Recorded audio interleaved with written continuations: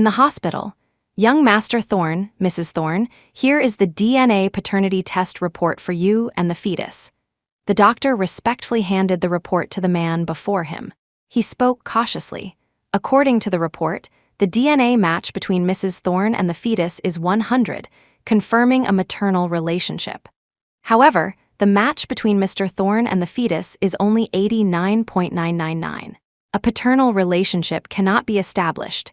Suddenly, the entire consultation room fell silent at the bombshell news. Hope Fairchild stared in stunned disbelief at her husband, who was now holding the report.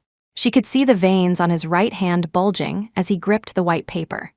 His hawk-like eyes were fixed on the results, so intense they looked like two sharp blades capable of piercing right through the document. "Ethan," Hope looked at the man in fear, her voice frantic. "This isn't real, Ethan. The baby is yours, it's ours." She had only ever been with one man her entire life, Ethan Thorne. How could she possibly be carrying another man's child? Hope's hands desperately clutched Ethan's right hand, the one holding the report. She explained again and again, "Ethan, you know me. We've been together for so many years, and I've never done anything to betray you. This is our child." Staring at his cold, stone-like profile, Hope's heart hammered in her chest. This man, the more silent he was, the more terrifying he became, until a sharp rip tore through the silence. The DNA report in his hand was torn in two. Only then did Ethan Thorne utter two chilling words. "Abort it, what?" Hope was so shocked that her hands fell from his arm. She didn't dare get any closer.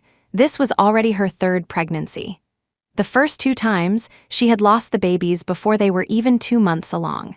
This time, she had finally made it to 6 months. If she had another abortion, Hope couldn't bear to think about it. She backed away in fear, putting distance between herself and the man plotting to murder her child. "No. Ethan, you can't." Hope retreated step by step, her voice trembling. "Ethan, this is your child. You can't do this to our baby." Could it be that a single photograph of her in a hotel, taken before she got pregnant, was enough to make him doubt the baby's paternity? Enough to make him rush to get a DNA test before the child was even born? Hope shook her head, refusing. "I won't." "Ethan." In front of her, the man took a single stride in his black suit trousers. He grabbed Hope, who was still backing away. "Don't try to defy me. In our marriage, you have never been the one to call the shots." With that, Ethan clamped down on Hope's arm and began dragging her out of the room. He announced on the spot, "Prepare for surgery now. I, Ethan Thorne, do not raise other men's children. And my woman is certainly not allowed to." "No, Ethan, this really is our baby." Hope clung to the doorframe, refusing to be dragged toward the operating room. She begged, "Ethan, let's do another test." The test must have been wrong. At the mention of a mistake, his chiseled face darkened even further. "Hope, this was the second test.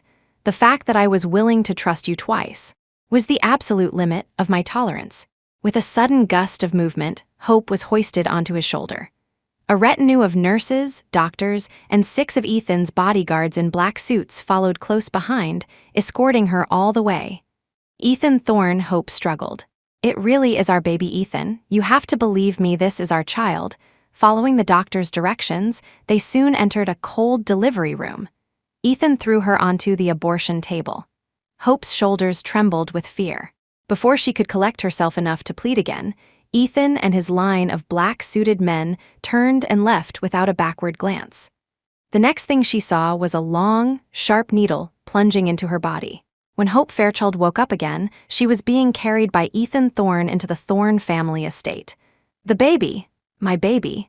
The moment she opened her eyes, she frantically felt her stomach. She let out a relieved sigh only when she confirmed her belly was still swollen and not flat. But the man saw her every small movement. "Hope, you really know how to play games. This time it was major bleeding. What trick are you planning for next time?" The man's voice, dark and menacing, came from above her. What was supposed to be an abortion had turned into a hemorrhage mid-procedure. Left with no other choice, the doctors had saved both her and the baby. Hope rested her head on the man's shoulder, but felt not a shred of security or warmth. They had been married for 3 years, but their relationship hadn't deepened with time. Instead, it had grown as cold as an ice cave. Hope knew that if Ethan hadn't been drunk that year and mistaken her for Rosalind Fairchild, he wouldn't have married her. He would have married her older sister, the woman who had been lying in a hospital bed, comatose, for the past 3 years. To him, she, Hope Fairchild, was nothing more than a burden the Thorne family had saddled him with to maintain their public image. He had long wished she would just disappear from his world. In the bedroom, as soon as they were through the door, Ethan roughly tossed the small woman in his arms aside. He sat down on the leather sofa, jutted his firm chin toward the floor, and commanded, "Come here." The air froze at his words. Those 2 simple words were dripping with humiliation and sarcasm. Hope hesitantly touched her belly. She was pregnant right now. The next day, when Hope woke up again, she was alone in the bed. Since they married, they had never spent a full night together. He would always leave immediately after he was finished, his feelings for her completely devoid of affection. "Ma'am, you're awake?" Mrs. P., Eliza Peterson, came in with a glass of milk. Noticing Hope's pale complexion, she said with concern, "Ma'am, you're pregnant now, you must take care of yourself. Please drink the milk when you get up. Breakfast is ready as well." "Okay," Hope replied softly. Mrs. P. was the Thorne family's housekeeper.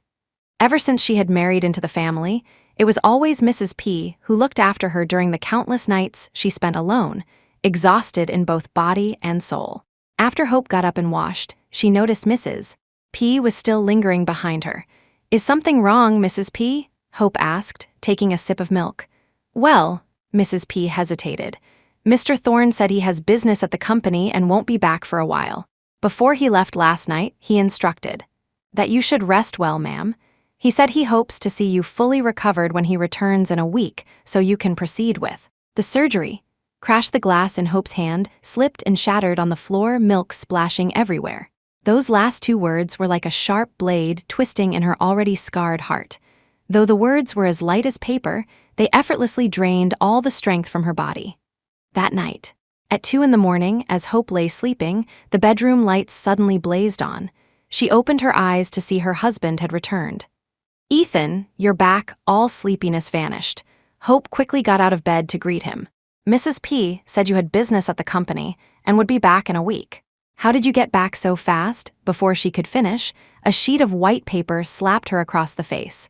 When she looked closely, she saw the bold words printed on it, "Divorce Agreement." Her legs went weak. Her body was already frail from the hemorrhage, and now the sight of the divorce papers seemed to drain the last bit of strength from her. "Ethan, what is this?" "Sign it within 3 days. I'll have my lawyer come pick it up." His voice was cold, devoid of any emotion. It was as if this marriage meant nothing to him. Hope refused. "Ethan, I don't want a divorce. The baby is really ours, I swear to you, and what is your oath worth?" Ethan Thorne sneered. He sat down on the sofa right in front of her and lit a cigarette, completely ignoring the child in her womb. Hope took a few steps back, not wanting to inhale too much second-hand smoke that could harm the baby, but she didn't dare voice any objection to him. The man sitting on the sofa, his long legs crossed, had already taken in her every small movement. The disdain and disgust in his eyes deepened. "Hope, do you think I'm divorcing you because of the child? You're far too confident. The doctor said today that Rosalind's condition has improved. Before she wakes up, I don't want her to know that you and I are married. Understand?" So, he was divorcing her just to make his sister happy. He just wanted to sever all ties with her before that comatose woman woke up. Hope felt as if her heart was being pricked by countless tiny needles. Stinging, piercing pain. How could she have forgotten? For all these years, the one Ethan Thorne loved had always been her sister, the woman who had been in a coma for 3 years. He was divorcing her not because of the child, but because he didn't love her. The feeling was one of utter helplessness, of being unable to change a thing. But what saddened her now wasn't this failed marriage, but the fact that his deep affection had never once been for her. For another 2 days, Ethan didn't return. He had left right after giving her the divorce papers that night, not staying over as usual. On the 3rd day, fearing the lawyer would come for the signed agreement, Hope used the excuse of visiting her sister at the hospital to escape for the day. But when she arrived, she discovered that Ethan was there too. "Young Master Thorne, you've been here for 2 nights without sleep. Why don't you go home and rest? We have nurses to take care of her," a doctor in the room advised. Hope, standing at the doorway, felt her heart turn cold. while she, pregnant, waited for her husband to come home for 2 days and 2 nights just to save their marriage, he was here, keeping company with another woman. How pathetic was she? Ethan spoke. I'm not tired. I'll be here with her all week. Well, the doctor was helpless, but we need to give the patient a sponge bath now. Young Master Thorne, perhaps. You could step out for a moment? No need. Ethan's brow furrowed slightly. I'll help her. The rest of you can leave. The staff hesitated, but no one dared to defy him. They all had to file out of the room. Hope, seeing them leave, quickly turned away, pretending to be a passerby. Once the doctors were all gone, she cautiously peeked through the crack in the door. Ethan's movements were gentle and light, as if he were touching a priceless, fragile work of art. Hope's heart was lodged in her throat. Rosalind, you're so beautiful. The man's soft, affectionate voice drifted from the room. Hope's vision blurred as she looked in, and saw his body was already pressing down on Rosalind's in that moment. Hope felt as if she had been plunged into an abyss. Countless sharp arrows stabbed into her bleeding heart were pulled out and then stabbed in again, over and over. The pain was so intense she couldn't breathe. It was as if all the air around her had been stolen away, leaving her to suffocate. Thud, she collapsed to the floor. Her body was completely drained of the strength to even stand. Who's there? A sharp, alert voice came from inside the room. The next second, before Hope could scramble up and flee, the door was yanked open from the inside. Hope sat on the floor, looking up at the tall, straight figure of the man looming over her. He stood there like an emperor, radiating a chilling aura. Hope quickly tried to explain, I was just coming to see my sister I didn't expect. I'm sorry, I'll leave right now. As soon as the words were out, she tried to get up. Her body, already weakened by pregnancy and the hemorrhage, was clumsy and uncooperative. She fumbled and fell back to the cold floor several times. In the end, she was only pulled to her feet when Ethan Thorne violently grabbed the back of her collar. Hope, I think you're looking to die? Ethan dragged her into the hospital room by her clothes. He kicked the door shut, locking it. Hope's legs were like jelly. She was completely dependent on him dragging her forward. Ethan, Rip, her clothes were instantly torn to shreds. Hope struggled in terror. Ethan, what are you do? Afterward, Hope lay limply on the floor, completely drained. She clutched her aching stomach, her voice pained. The baby. Ethan, my stomach hurts so much. But Ethan Thorne simply turned and walked to the hospital bed to check on Rosalind, completely ignoring her collapsed on the floor. It was as if, to him, she was just a tool, not a living person. Perhaps even if she bled to death right here, right now, he wouldn't spare her a single glance. Knock, knock, knock, young Master Thorne. Miss Rosalind Fairchild's attending physician is here. He'd like you to come to his office to discuss the patient's current condition. The voice of Ethan's assistant came from outside the door. Before Hope, lying on the floor, could even ask him to get a doctor for her, she saw him striding out of the room. Ethan, Hope couldn't keep up. She practically threw herself on the floor to grab the cuff of his trousers. She pleaded weakly, Ethan, please, I'm begging you, save our child. My stomach hurts so much. With a whoosh of movement, he kicked his leg free, shaking off the hand clutching his trousers. At that moment, he stood tall and imposing, his condescending gaze as cold and merciless as an icy blade. Hope, you're not worthy of carrying my child. His voice was filled with disgust, dripping with contempt for her. It was as if she were some filthy louse, an ant that disgusted him to even look at, let alone touch. Ethan Thorne turned and left the room without a backward glance. That cold, brutal kick seemed to shake loose not only her grip, but also the distance between them and the very life of the child in her womb. Hope lay prostrate on the floor. The constant loss of blood left her with little strength. What she felt was not just physical pain, but a soul-crushing agony and helplessness in her heart. This pain was so profound, it left her unable to shed a single tear. But it was enough to exhaust her body and spirit. Thinking of the poor child in her womb, Hope tried to get up from the floor to find a doctor. The moment she shakily pushed herself up, she saw a pair of eyes on the hospital bed staring directly at her. The gaze was sinister and fierce. There was none of the weakness one would expect from a person in a coma. Instead, she looked remarkably lucid, as if she had been awake for a long time. Sister? Hope, who had just managed to stand, stumbled back 2 steps in shock. It wasn't because Rosalind's awakening meant she and Ethan would be completely over, but because she was truly chilled to the bone by that hate-filled stare. It was almost unbelievable that this person, who hadn't moved a muscle in 3 years, had woken up so suddenly. And the way she looked at her was as terrifying and cold as a ghost. Hope was stunned. It took her a moment to process that Rosalind was truly awake. "Sister, you're awake? What, are you surprised?" Rosalind, lying in bed, gave a smile that didn't reach her eyes, which were clear and cunning. "I've been awake for half a month. For the past 2 weeks, I've felt Ethan by my side every day, feeding me and whispering sweet nothings in my ear at night." Hope was silent. She couldn't believe it. Rosalind had been awake for half a month. "Sister, why didn't you tell Ethan you were awake? Why didn't you tell the doctors?" Rosalind just smiled without answering, but that gentle smile looked more like a dagger hidden behind a flower. "Come here." Lying in bed, she glanced at the call button on the wall and said in a friendly tone, "Little Hope, I can't move right now. Come over and press the button yourself, and a doctor will come in to save you and your child." Hope looked at the call button by the bed. It was only 3 steps away. It felt like a lifeline. If she pressed it, she and her baby could be saved. But though it was only 3 steps, the pain made her stumble with every step. She had to crawl and drag herself to reach the call button. Just then, the comatose woman on the bed suddenly sat up. Her movements were stiff, her expression icy. Dressed in a white hospital gown, she looked as eerie as a female ghost. "Do you know why I didn't tell Ethan I was awake? Because I want him to hate you to his very bones.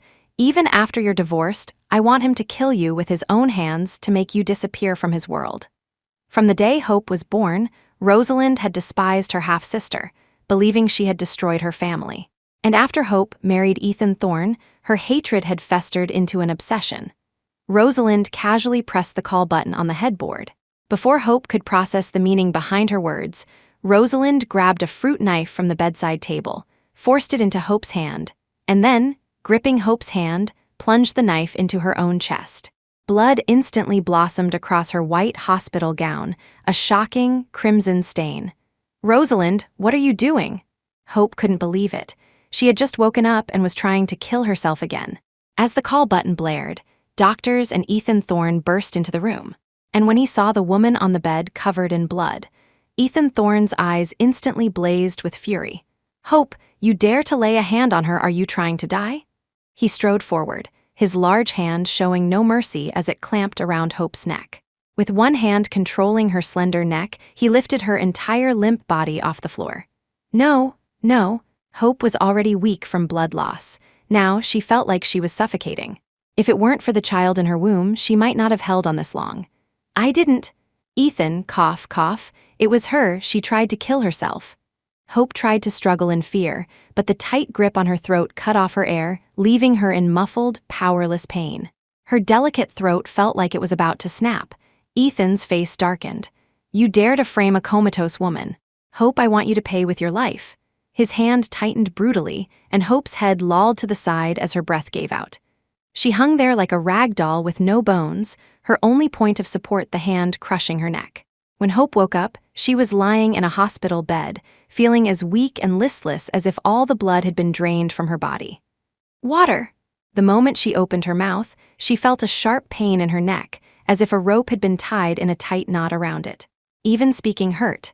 "Ma'am, you're awake." Mrs. P quickly poured a glass of warm water and brought it to her. "Ma'am, the doctor said you have a closed trauma to your larynx. You need to rest and speak as little as possible. It will heal in a few days." Hope took a sip of water and then suddenly remembered the baby in her belly. She quickly reached down to feel her stomach. Seeing that it was still swollen, she finally felt a wave of relief. For her, the only thing keeping her going now was this little life inside her. She had already miscarried twice. If she lost this one, she might never be able to conceive again. Hope didn't dare to be careless for a single moment. Knock, knock, knock. A knock came from outside the room, and then the door was opened. 5 police officers in black uniforms entered. "Miss Fairchild, you have been reported for suspected intentional homicide. We need to take you to the detention center for a thorough investigation of this case."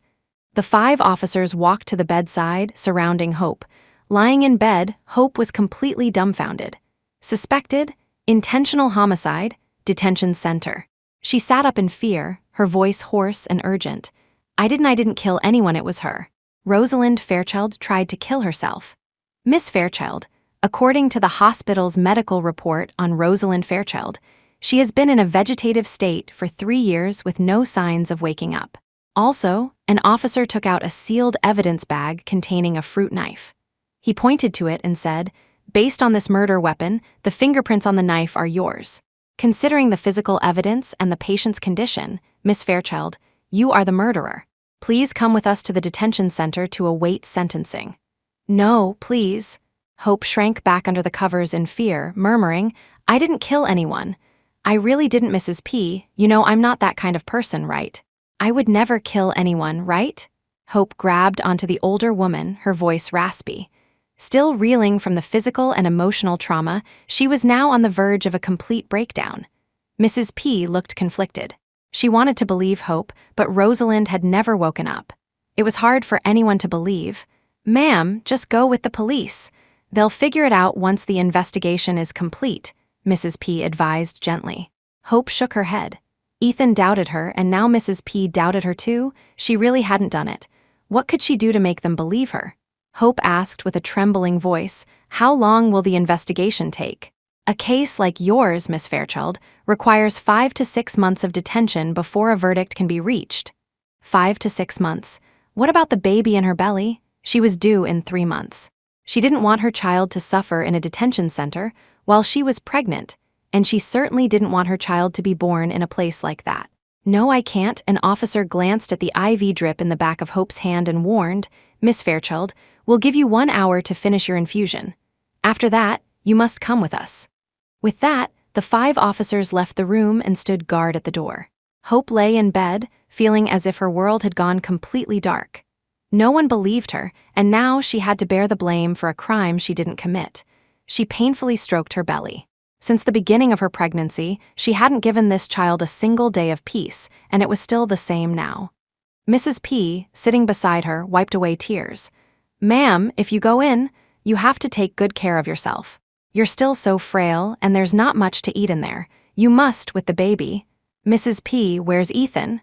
Hope clung to a sliver of hope. "Can you ask Ethan to help me, just for our child's sake? Even if it's just delaying for 3 months, until after the baby is born. I'll go to the detention center and cooperate with the investigation then. Mrs. P, can you ask him to see me?" "Well," Mrs. P looked troubled. "Ma'am, it was Mr. Thorne who called the police." Hope fell silent. Her heart felt like it was being buried under layers of ice and snow. For Rosalind's sake, was Ethan Thorne really going to disregard their 3 years of marriage and personally send her to prison? Suddenly, Hope felt pathetic, pitiable, and utterly ridiculous. "Mrs. P, I'm hungry. Could you go buy me a bowl of noodles from that cart on Harbor Street? I'm afraid I won't get to eat it again." Hope stared blankly into space. Mrs. P's eyes filled with tears. Of course. Ma'am, you wait here, I'll go right now." After Mrs. P left, Hope gritted her teeth and ripped the IV needle from the back of her hand. She braced herself against the wall and made her way to the window.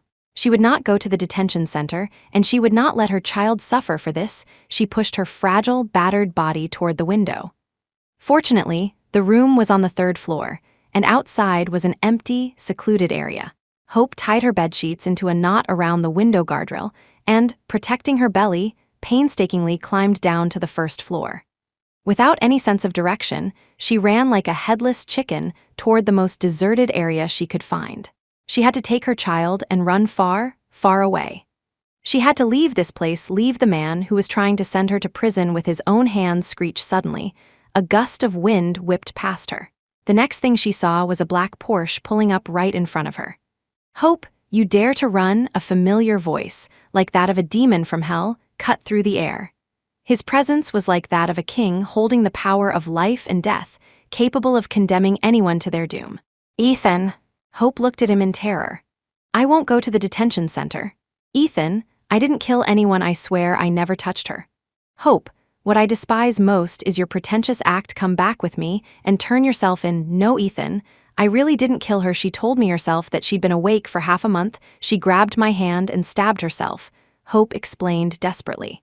How she wished he would believe her just this once, even for a single moment. "Hope, How venomous can you be? To slander a woman in a coma, Ethan grabbed Hope and shoved her into the car. The Porsche shot forward like a black stallion.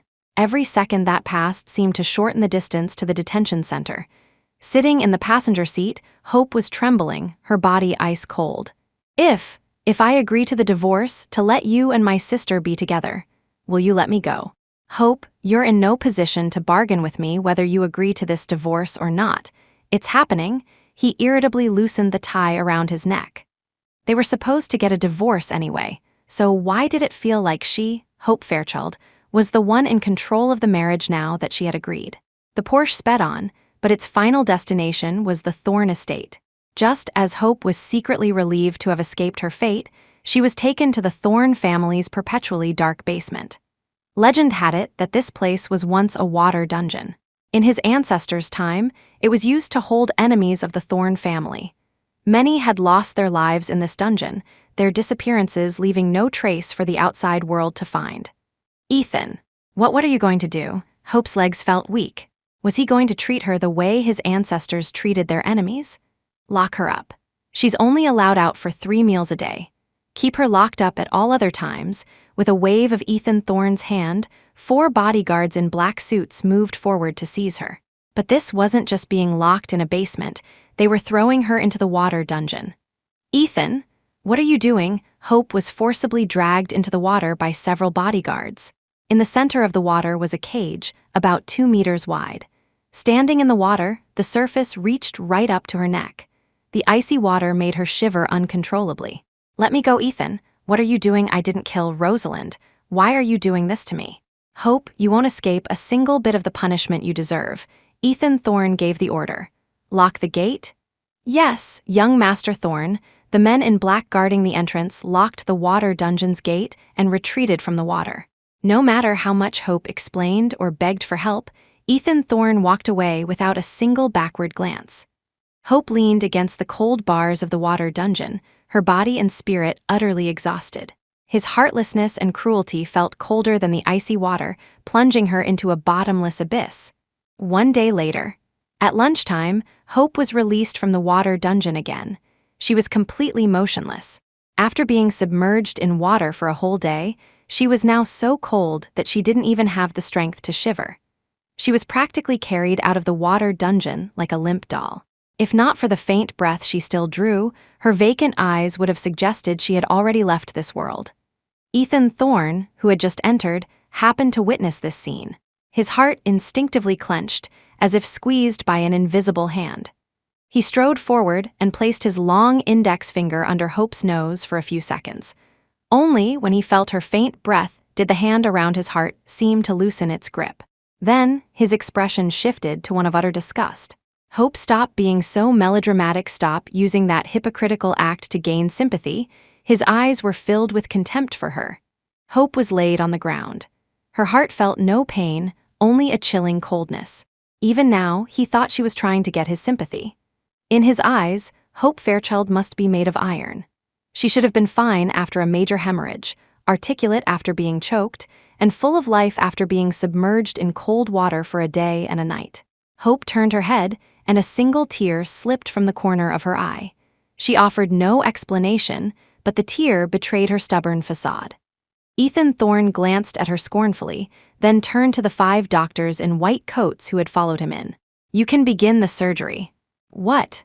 Hope, who had been expressionless just a moment before, instantly clutched her belly and struggled to sit up.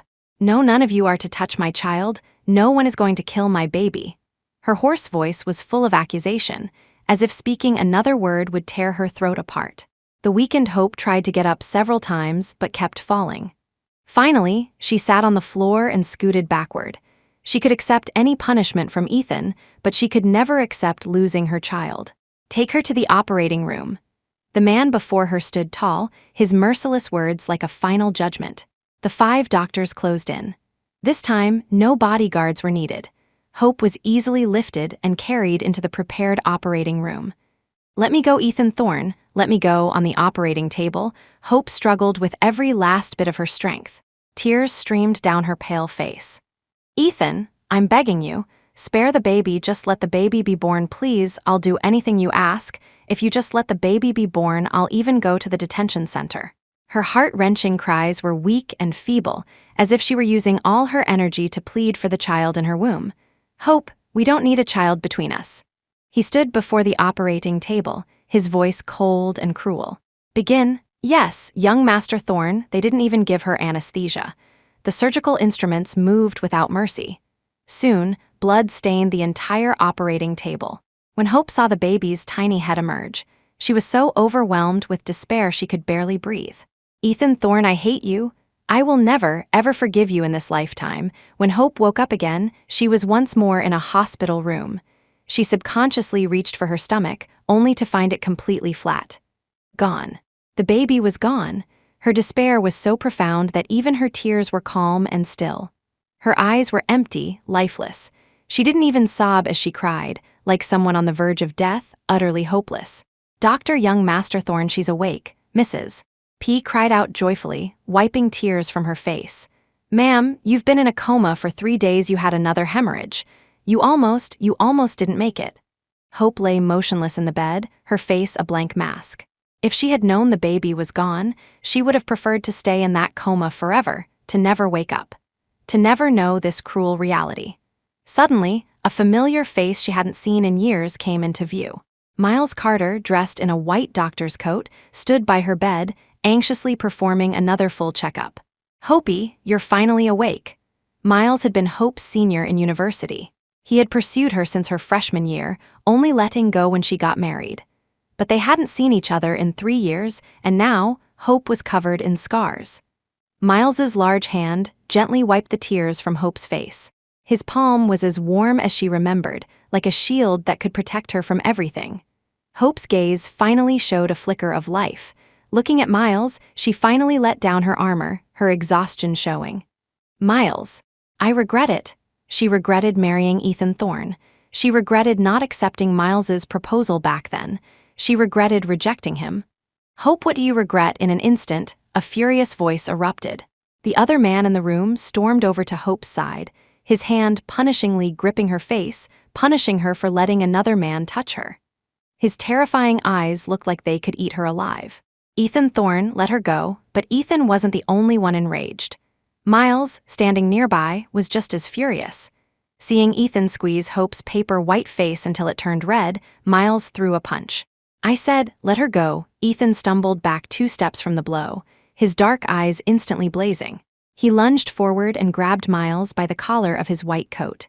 "Let her go? Hope Fairchild is my wife. You're the one who should let go." Thwack! A heavy fist landed squarely on Miles's face. Blood immediately seeped from the corner of his mouth. Not to be outdone, Miles swung back with a punch of his own. "If I had known marrying you would cause her this much pain, I, Miles Carter, would have died before I let her go back then." He had respected Hope's choice to be with the man she loved. But all it had brought her was a body full of wounds. "Ethan Thorne, if Hopi were my wife, I wouldn't let her be lying here, her life in danger at any moment. This punch is for her, to teach you a lesson." With that, the 2 men in the room descended into a brawl. The sounds of crashing and banging filled the room, disturbing Hope's thoughts, but she had no intention of stopping them. She just buried her head under the covers, wanting to shut out the world. Silence returned 15 minutes later. A swarm of doctors had rushed in and separated the 2 men. Miles was led away, leaving only Ethan in the room. The covers were suddenly ripped off Hope. She was met with Ethan's ferocious, beast-like eyes boring into her. "Hope, you shameless woman, are you that desperate for affection? How dare you let a man other than me touch you?" In a few swift motions, he tore her thin hospital gown to shreds. Lying on the bed, Hope didn't struggle at all. Without her child, no pain, no matter how great, felt like pain anymore. The fragile Hope lost consciousness once again. To keep her away from Miles, she was sent back to that dark, sunless basement. She stayed there for 10 days, like an outcast abandoned by the world. Besides the meals placed on the table at regular times, no one came to see her. There was no sunlight. Her life was like that of a prisoner in hell, bleak and lightless. Until one day, Rosalind Fairchild appeared before her, dressed in a white dress, her face wreathed in a gentle smile, showing no signs of weakness from her suicide attempt.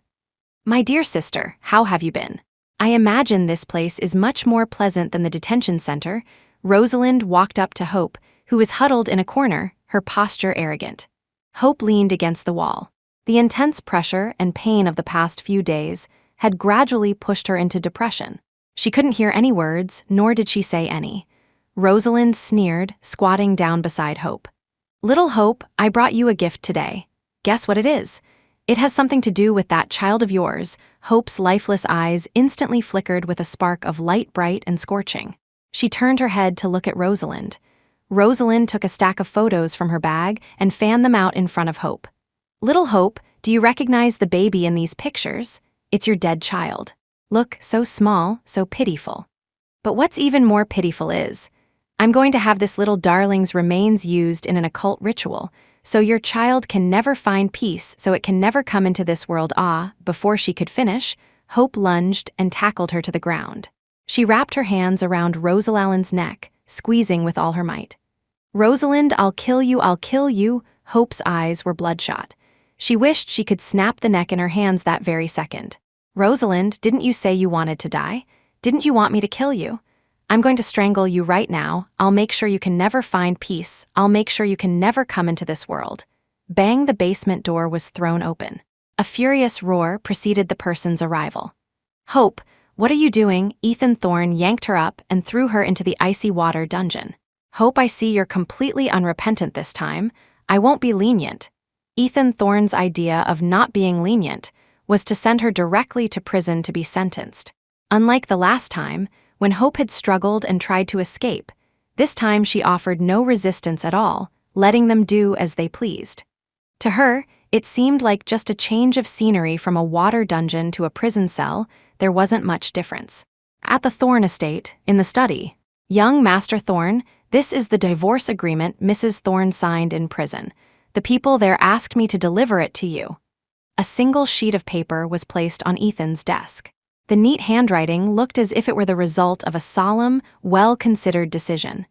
Each stroke was clear, to the point of being heartless. For some reason, his heart felt heavy, as if it had been struck by something. Wasn't this what he had wanted all along? To end their marriage and completely kick her out of his world. So why, upon seeing this divorce agreement, did he not feel the expected sense of relief? "Young Master Thorne, the private doctor you sent to the prison said that Mrs. Thorne is now suffering from—" "Shut up from now on. Her affairs have nothing to do with me." Ethan cut him off coldly and shoved the offensive divorce agreement into a drawer. "You are not to mention her again, and you are certainly not to call her Mrs. Thorne." "Yes, young Master Thorne." Ethan got up and went back to the bedroom. Hope was gone, but all her things remained in this house. Looking at her clothes, the bed they had slept in, even the sofa they had sat on, his mind couldn't help but replay memories of those times. "Get all of this stuff out of here." Ethan waved his hand dismissively. He started pushing over the coffee table, the sofa. "I don't want a single thing of hers left. Replace everything with things Rosalind likes." Yes, young Master Thorne." The Thorne estate was completely redecorated. Even the walls were repainted, but it still couldn't erase the scent of hope. For the entire month, Ethan avoided the house as if it were the plague, staying at the office every day without returning once.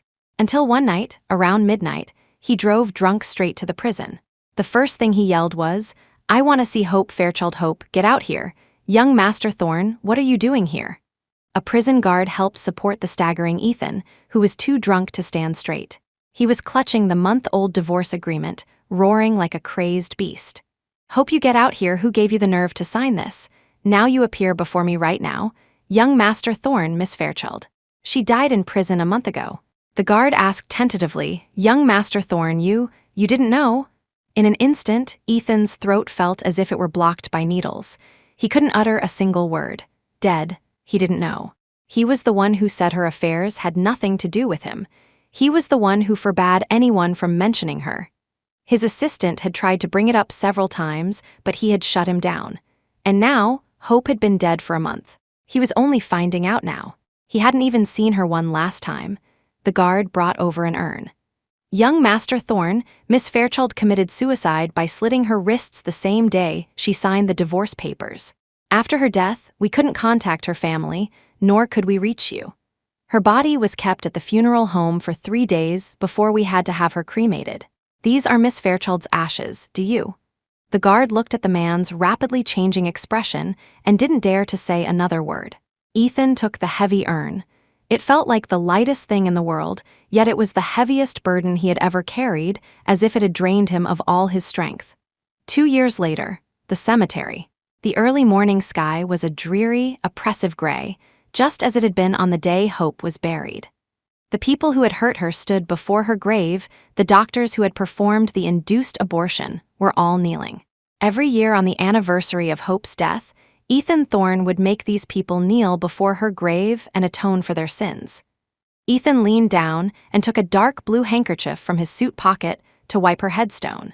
His rough thumb lovingly caressed the black and white photograph on the stone. It was the pure, radiant smile she had worn when she married him, full of happiness and sweetness. But the 3 years of marriage he had given her were anything but happy. In the past 2 years, he had often replayed their time together, but he couldn't recall a single instance of Hope smiling during their marriage. All he seemed to have given her were tears and pain. Even her final moments were spent in prison. "Wife, I'm sorry." He brushed his fingers over her happy face in the photograph, his eyes as cold as frost. During their marriage, he had never called her by such an intimate name. It was always her full name, devoid of any husbandly affection. "Wife, are you punishing me? Punishing me for all the suffering I put you through during those 3 years by my side?" Ethan sat before the grave, looking as if he had lost his soul. 2 years ago, he had thought Hope's death was just another trick to escape him, until the hospital's DNA confirmation and the prison surveillance footage of her emotionlessly slitting her wrists. The memory still sent a dull ache through his heart. "Young Master Thorne, it's starting to rain. We should go back," his assistant reminded him, holding an umbrella.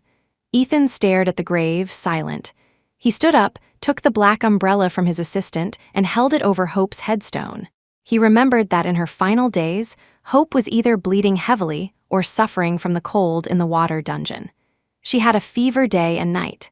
The private doctor he had sent once told him that Hope had been diagnosed with depression when she was sent to prison. Her depression was his fault, wasn't it? "Wife, I'm sorry, I'm so sorry." He wrapped his large hands around the hard, cold headstone, pressing his forehead against it in deep remorse. He used to think Hope was strong enough to withstand any setback. Only now did he realize how cruel he had been. If he could, he wished he could do it all over again. "Young Master Thorne, the little princess is crying in the car, asking for you. We can't calm her down. She says she misses you, and I think she's running a fever." Someone from outside the cemetery hurried in to report. Ethan glanced at the headstone, leaned in, and placed a gentle kiss on the cold stone. Only then did he turn and leave with his entourage. In the car. The moment Ethan opened the car door, he was met with the sound of a child's wailing. Mrs. P was holding the child, trying to soothe her, but today the child was unusually fussy. She had been crying since they arrived, and after finally being comforted, she had started up again. Ethan sat down and took the little 2-year-old girl into his arms. Her big, bright, dark eyes were the spitting image of Hope's, capable of stirring pity in anyone's heart. "Annette, be good. Why are you crying?" He sat the little girl on his lap and gently touched her smooth forehead. It was a bit warm. This was the only hope Hope had left him. But after being born prematurely at just over 6 months, the child's health had always been poor. Not only did she get fevers frequently, but due to a congenital defect, she still couldn't walk. She could only stand for a short while before her legs gave out. They were completely weak. "Daddy? Annette misses Mommy too." Little Annette cried and fussed in Ethan's arms. Normally, Ethan rarely mentioned Hope in front of the child. After all, their memories together were never pleasant. But Annette was endlessly curious about the mother she never knew. Every time she brought up Hope, it felt like reopening that old, broken memory. Little Annette had a fever again. Her constitution had been weak since birth. Sometimes even a slight chill could make her sick for a long time. And over the years, Ethan had been nothing but doting on this child. Looking at her face, a miniature version of Hope's, he cherished and spoiled her excessively. In the hospital, Annette Thorne's small body lay on the hospital bed, a drip attached to her frail little hand. Because she was so often ill, Ethan had rented a VIP hospital room for her long term. Little Annette spent more than half of every month in the hospital. "Daddy, it's bitter. Annette doesn't want medicine." the little girl whimpered, clutching a small white bunny pillow. Her big, sparkling eyes were fixed on Ethan's face with a childish plea. Those eyes were so similar to Hope's. Even the pleading look in them was identical to the way Hope had begged him to spare her, time and time again.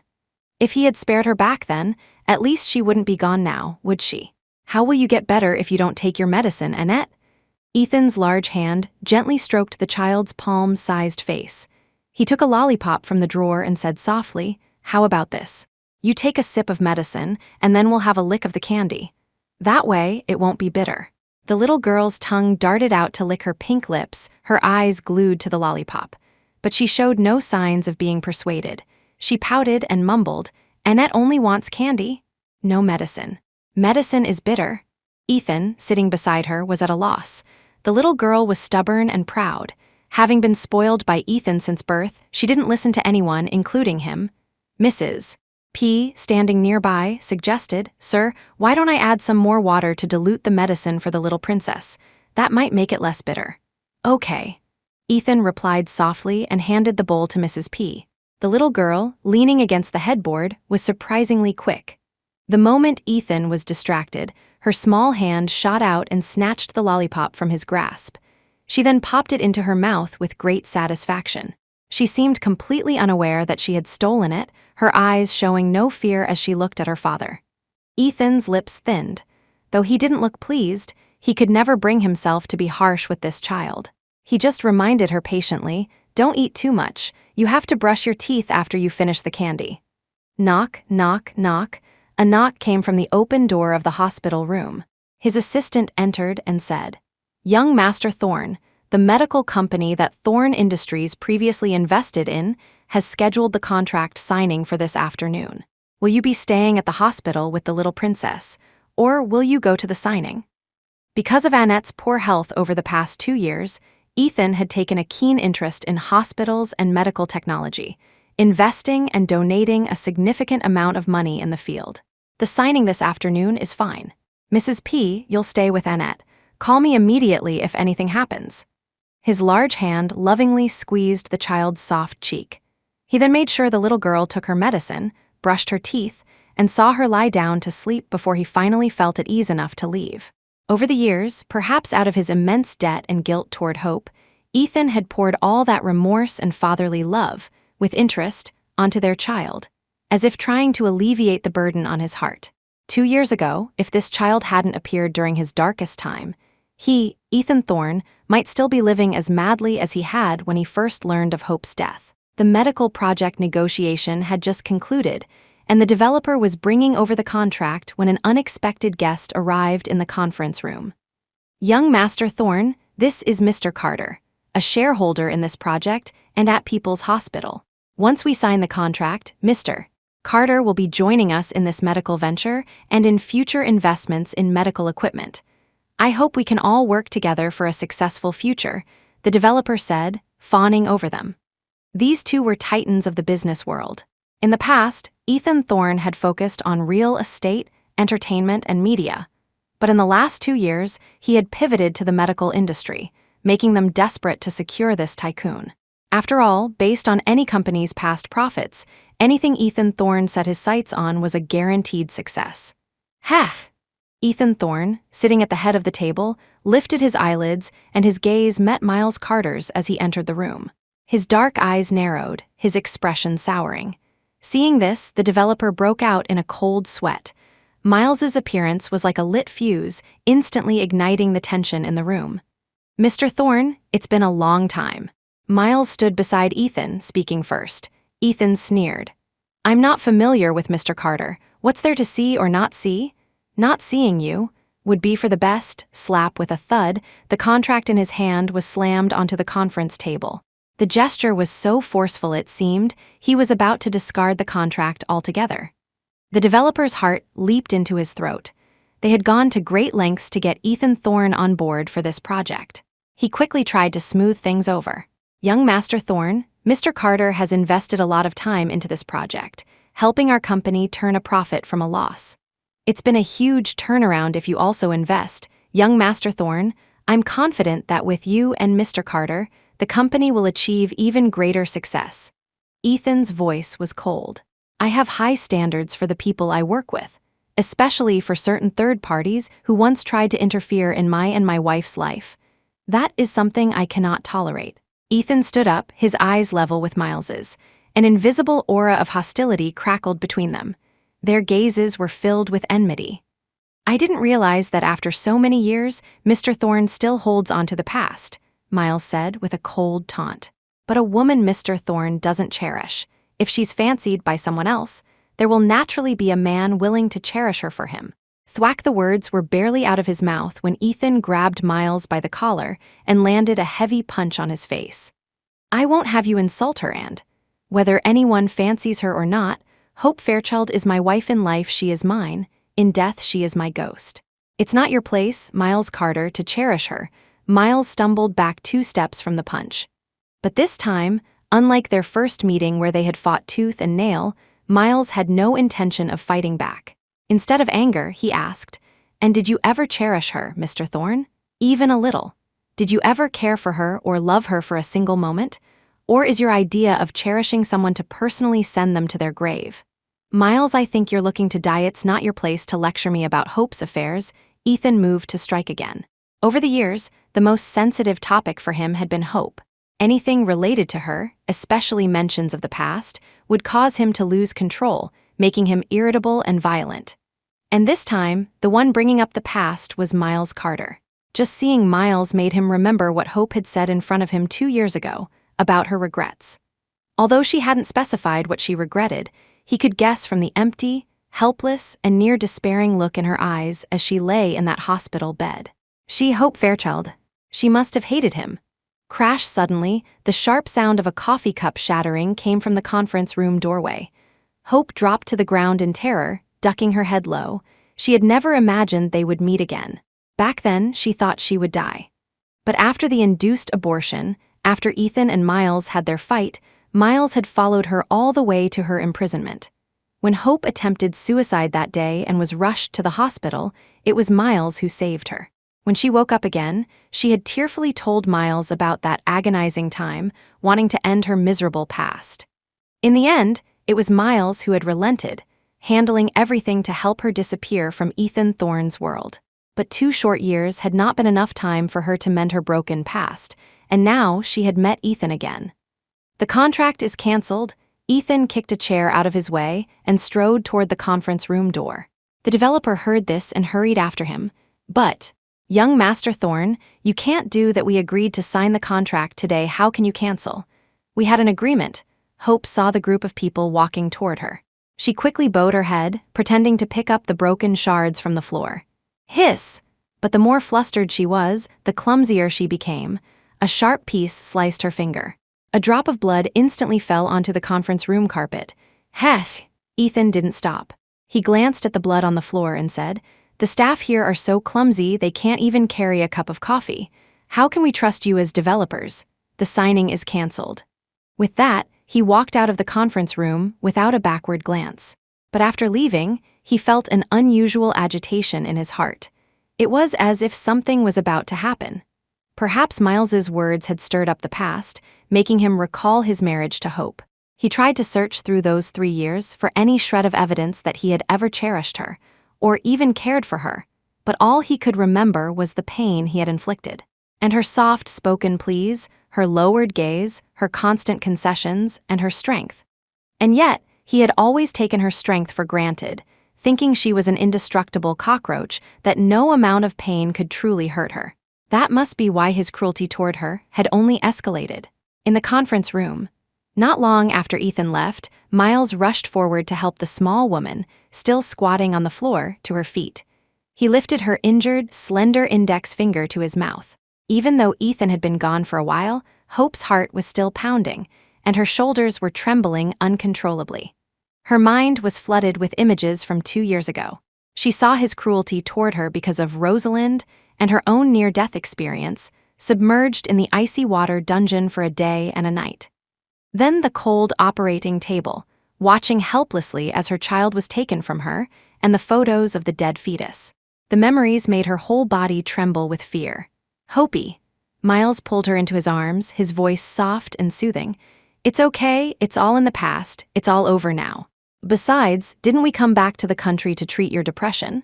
If we really want to get better, we have to start by facing and accepting it, right?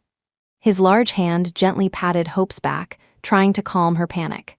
2 years ago, after the trauma of the induced abortion, Hope had developed mild depression. Then, facing Rosalind, seeing the photos of the dead fetus, and being sent to prison, all of it had pushed her deeper into depression. Although it had eased over the past 2 years, the nightmares of the past haunted her every night, impossible to forget. Hope's voice trembled. You knew, didn't you? You knew he was the investor today, so you deliberately had me come to the conference room? Miles's hand on her back stiffened for a moment. Yes, he knew, and he had arranged it deliberately, but it was all to help Hope face her past. At the very least, the root of her depression was Ethan Thorne and that child. Yes, I knew. I'm sorry, Hope, I didn't tell you beforehand. You know I don't want to see him. Hope's emotions began to spiral. Miles, why are you forcing me? I don't want to see him, no. I have to go back, I'm going back to Zurich right now, I have to go back. As she spoke, Hope started to dash around frantically, as if someone were chasing her, desperate to disappear from this city immediately. Hope, calm down, Miles's tone grew stern. He lifted the sleeve of her wrist, revealing the glaring scars, one after another, stark and prominent against her fair skin. Hope, look at yourself, look what you've done to yourself over the past 2 years because of him. I don't want to see you using self-harm to cope with your pain anymore, and I certainly don't want to see you having suicidal thoughts like you did 2 years ago. This time, if it weren't to cure Hope's depression, he, Miles Carter, would never have wanted them to meet again. He had spent over 6 months persuading Hope to even agree to return to the country. Hope stared blankly at the scars on her wrist, new and old, scattered in different places. Since her depression had set in, her appetite had dwindled. She often ate only 1 meal a day, leaving her rail thin. Her slender arms, covered in scars, looked exceptionally fragile. To Miles, the scars on her arms were like cuts on his own heart. Every time he came home from work, Hope would have a new surprise for him in the form of a fresh wound. It had gotten to the point where he had to take her with him even when he was working, terrified that the little woman would have another accident while he was away.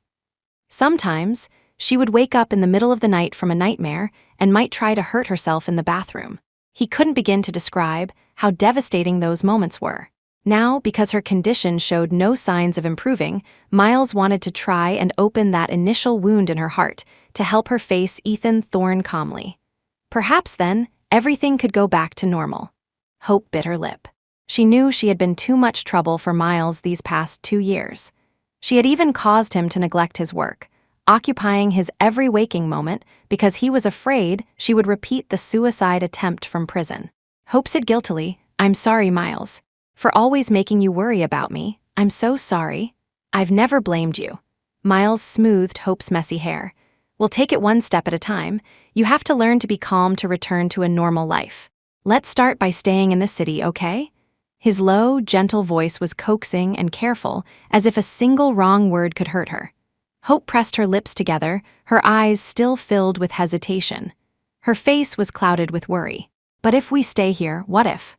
What if Ethan Thorne finds out? What if he finds out I'm still alive? Will he call the police and send me back to prison?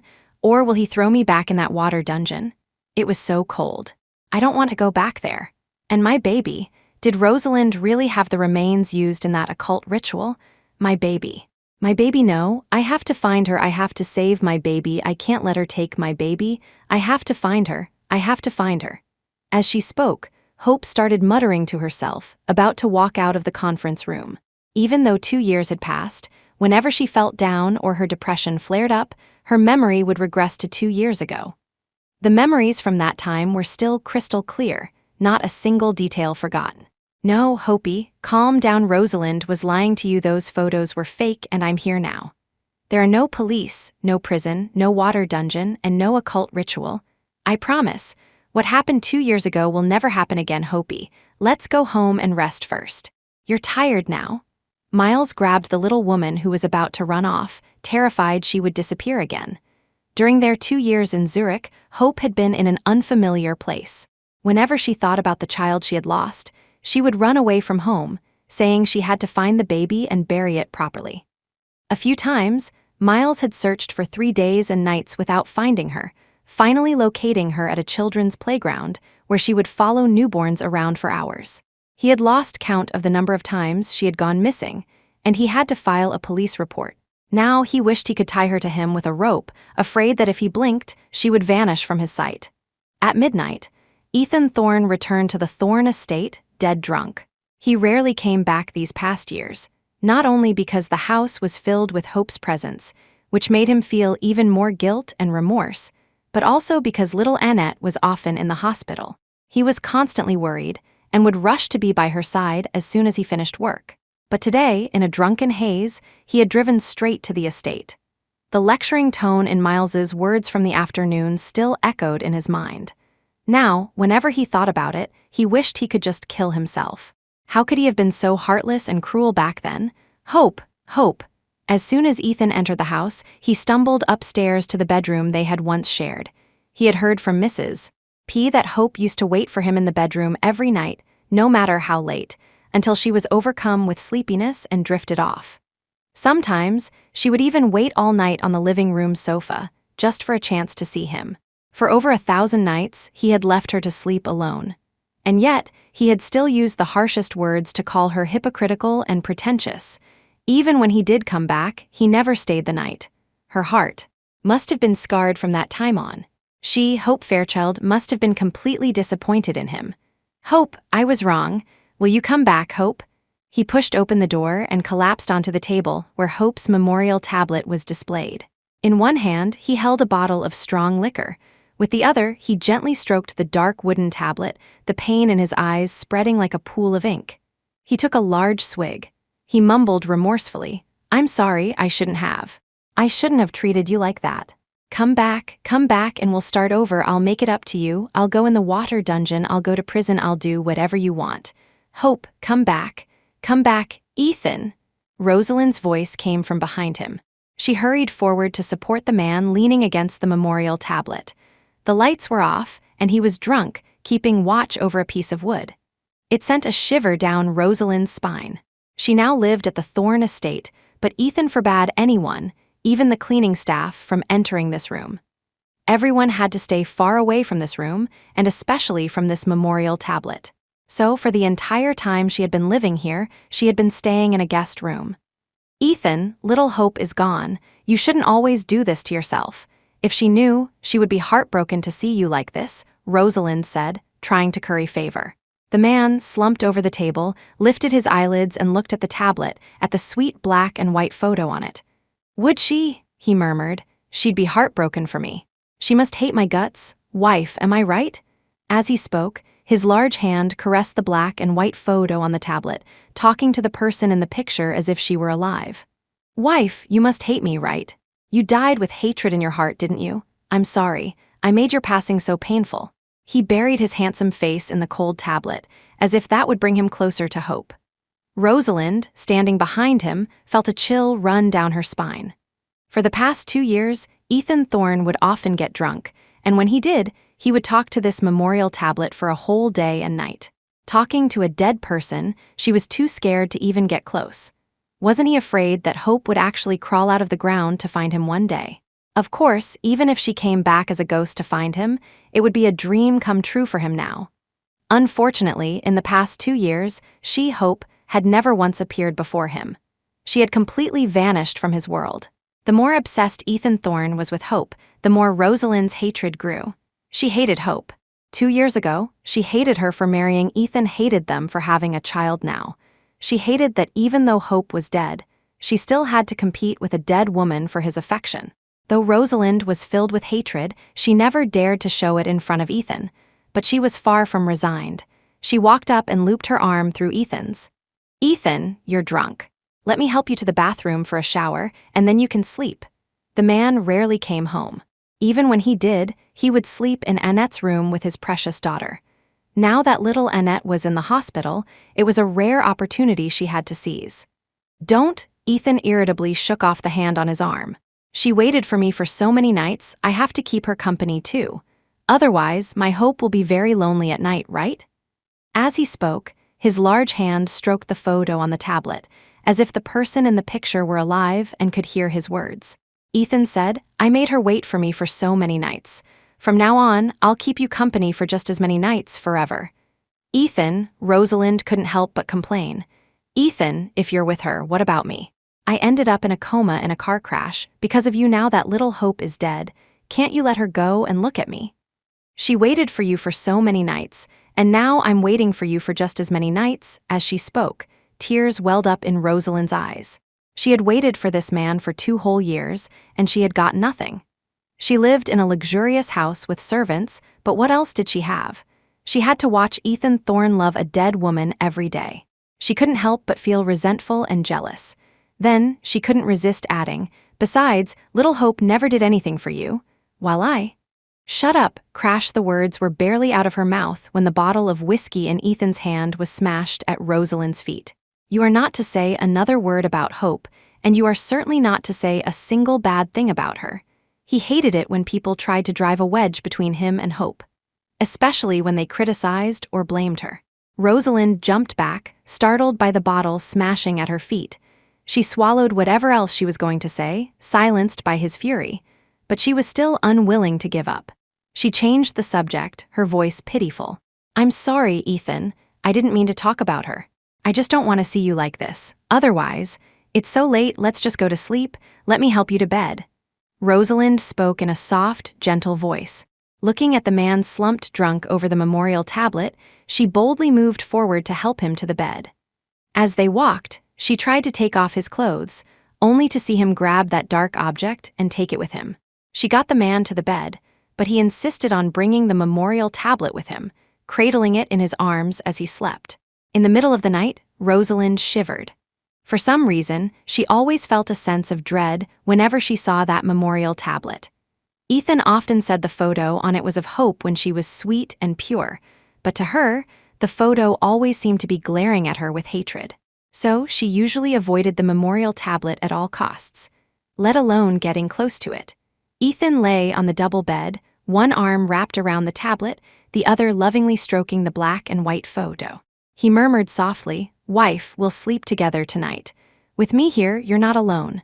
From now on, I won't stay out all night. I won't make you wait for me until dawn. I won't fail you, okay?" As he spoke, he rubbed his chiseled face against the photograph. He murmured, "I miss you so much." He really, really missed her. He missed her so much he wished he could hold her every night, see her familiar face, and hear her familiar voice. But what he hated even more was his own actions back then. If he hadn't personally sent Hope to prison, if he hadn't hurt her again and again, would she at least not have had suicidal thoughts? At least she would still be alive, and he could still see her from time to time.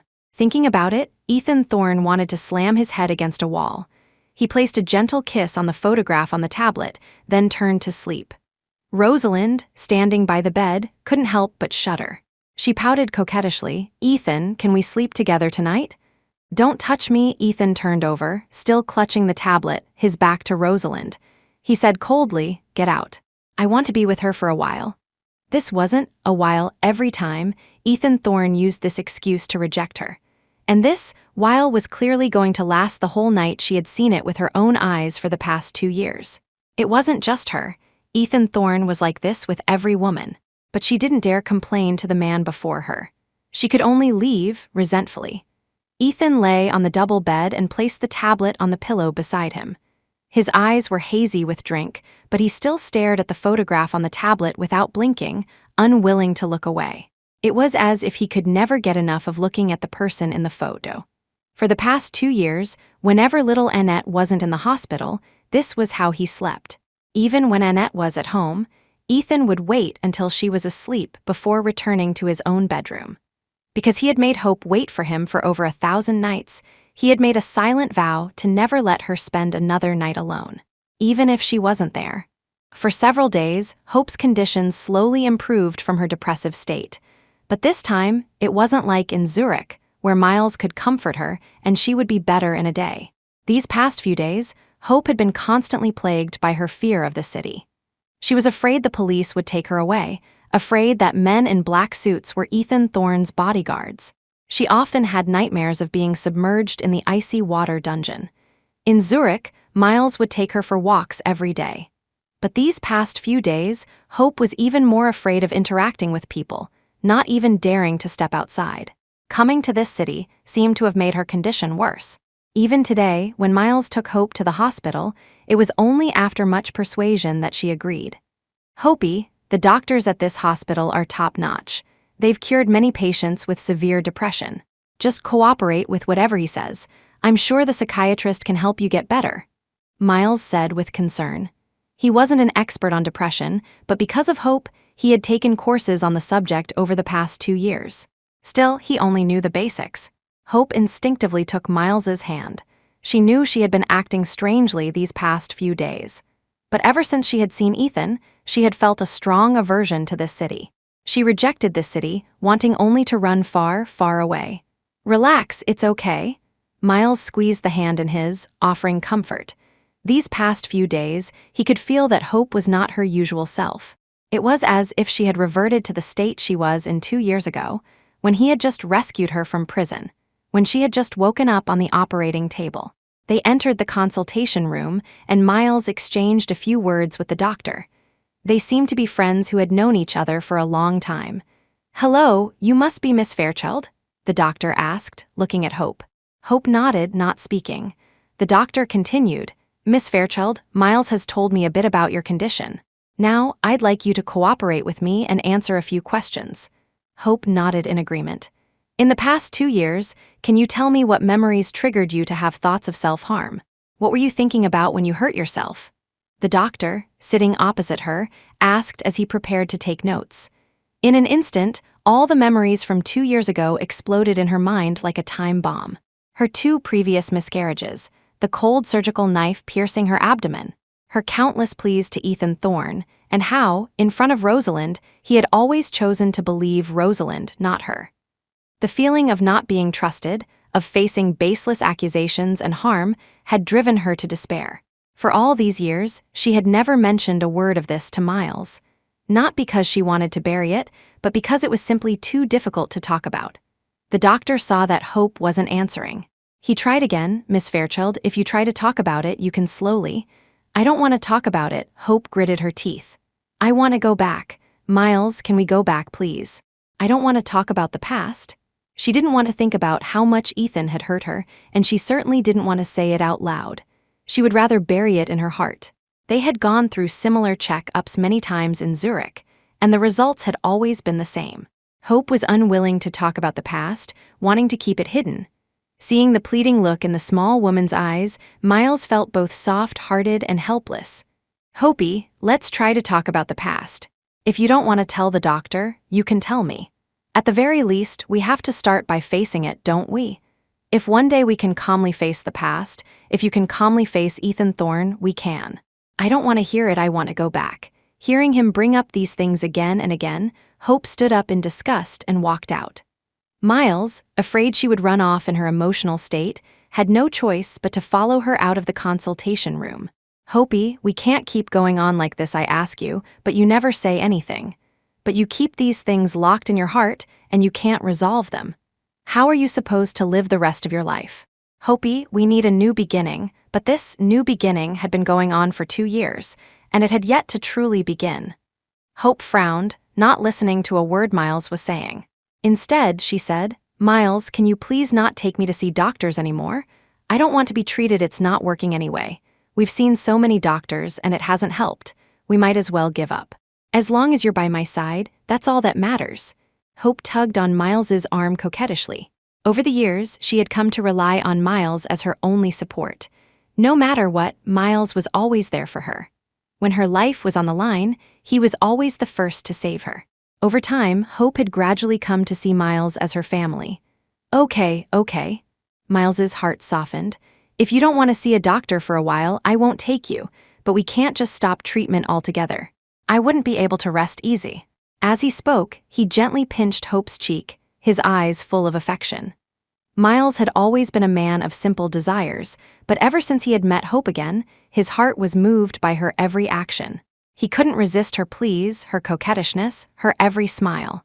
So for the past 2 years, he had always been lenient and indulgent with her. Seeing that the little woman's mood had stabilized, he said, "Hopi, wait for me at the door for a minute. I'll just go talk to the doctor about your situation, and I'll be right out, okay? Considering Hope didn't want to be in there anymore, he had her wait outside. Okay, Hope replied without much enthusiasm. Be good. Don't wander off. I'll be out in 10 minutes. Miles added another gentle reminder. Usually, when Hope's emotions were stable, she was fine. It was only when she was reminded of the past that her condition worsened. I know. I'll just stand here and wait for you. Hope grumbled and gave Miles a little push. After watching him go back inside, she leaned against the wall in the hospital corridor, waiting. Mommy! Mommy, mommy, mommy, from not far away, a little girl's urgent cries rang out.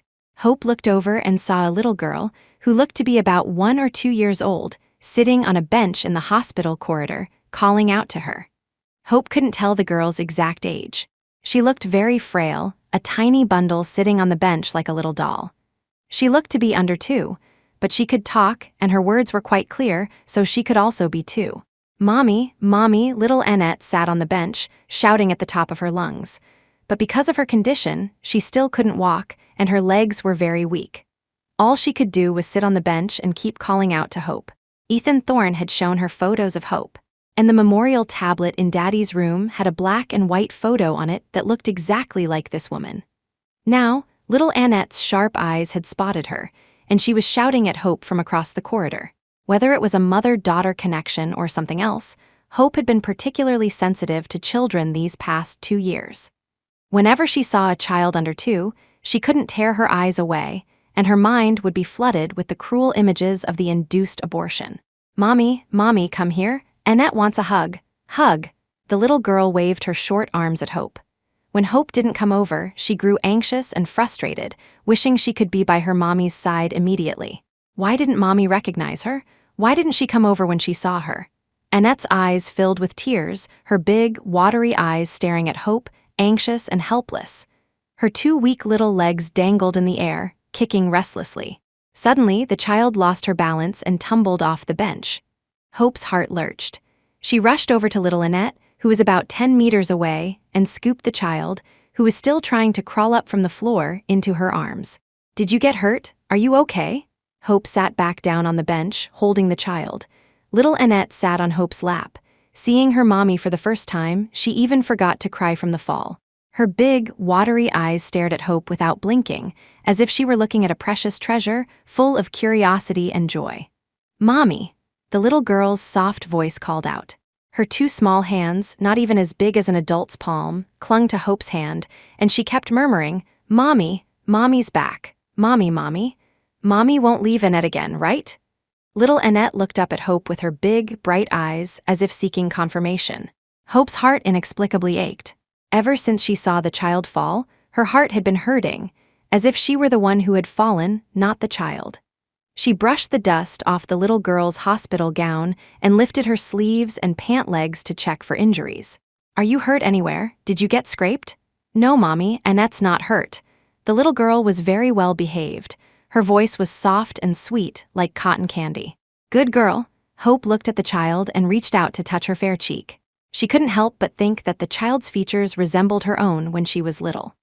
No, she must be having another episode. Miles used to tell her that whenever she saw a child at the playground or in the park, she would say it was hers.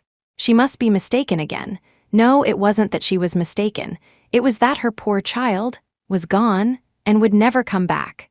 Hope's hands, wrapped around the child's small waist, went limp. Her eyes gradually became vacant. Mommy, you're back, right? Mommy, you won't leave again, right? Mommy, Mommy. The little person in her arms kept asking, insisting on calling her mommy when Hope didn't answer. Hope shook her head. I'm not your mommy. You've got the wrong person. She looked at the child's face with a lingering fondness, a thin layer of mist forming in her eyes. If my baby were still alive, she would be about your age now. As she spoke, a tear couldn't help but escape from Hope's eye. She hated it, and her heart ached for the 6-month-old child who had been so cruelly taken from her. She hated herself for not being able to protect her child, for not being able to let her see this world. She hated herself to death unconsciously, Hope's hands clenched into fists, her nails digging into her palms. Soon, the skin broke and a thin line of blood appeared. Mommy, blood. Little Annette didn't understand why her mommy was doing this. She listened to Hope's words with a muddled understanding and tried to comfort her. Annette is here. Mommy, don't cry. Mommy will get hurt. As she spoke, the little girl's soft hands clumsily wiped the tears from Hope's face, still stubbornly calling her mommy. Seeing Hope's nails digging into her palm, the little girl placed her soft hand on Hope's and tried to pry her fingers open. She cried out, "Mommy, it hurts. Mommy will get hurt." Little Annette's soft, childish voice was filled with anxious concern. Her fair, innocent face was also full of worry, like a little angel, pure and blameless. Hope snapped back to her senses and reined in her emotions. She looked around but didn't see any family members. Just this little one, sitting all alone on the bench in the corridor, not even afraid of being taken. Out of concern, and because Hope had a soft spot for children, she asked, "Little one, where are your mommy and daddy? Why are you sitting here all by yourself?" The child was even wearing a hospital gown. To be so young and hospitalized and then left alone in the corridor. Weren't they afraid she would go missing? Little Annette's small hands gripped Hope's arm as if afraid she would run away, not letting go for a second. Her big, watery eyes looked at Hope with pure adoration. She answered honestly, "My daddy is at work and hasn't come yet. And my mommy is don't you remember, mommy?" The little person in her arms spoke with a pitiful look in her eyes, as if a single wrong word from Hope would break her fragile heart.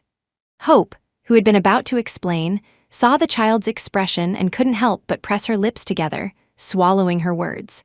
For some reason, she just didn't want to hurt this little girl, and she couldn't bear to see any sadness on her face. Even the child's adoring and fervent gaze seemed to burn her heart. Hope didn't respond to Annette's words. Instead, she asked, "Do you know where your hospital room is? I'll take you back." It wasn't right to leave the child alone in the corridor. Perhaps it was out of kindness, or perhaps because the child's repeated cries of "mommy" had made her heart flutter. That must be why she was so concerned about this child. "Annette lives downstairs. Mommy, come to the room with Annette." Little Annette's eyes were once again filled with eager anticipation. She was just a child of about 2, but for some reason, her gaze always had the power to move her. Hope didn't refuse. She picked up the little girl from her lap and started walking downstairs. As she did, she unconsciously committed the child's name to memory. Annette.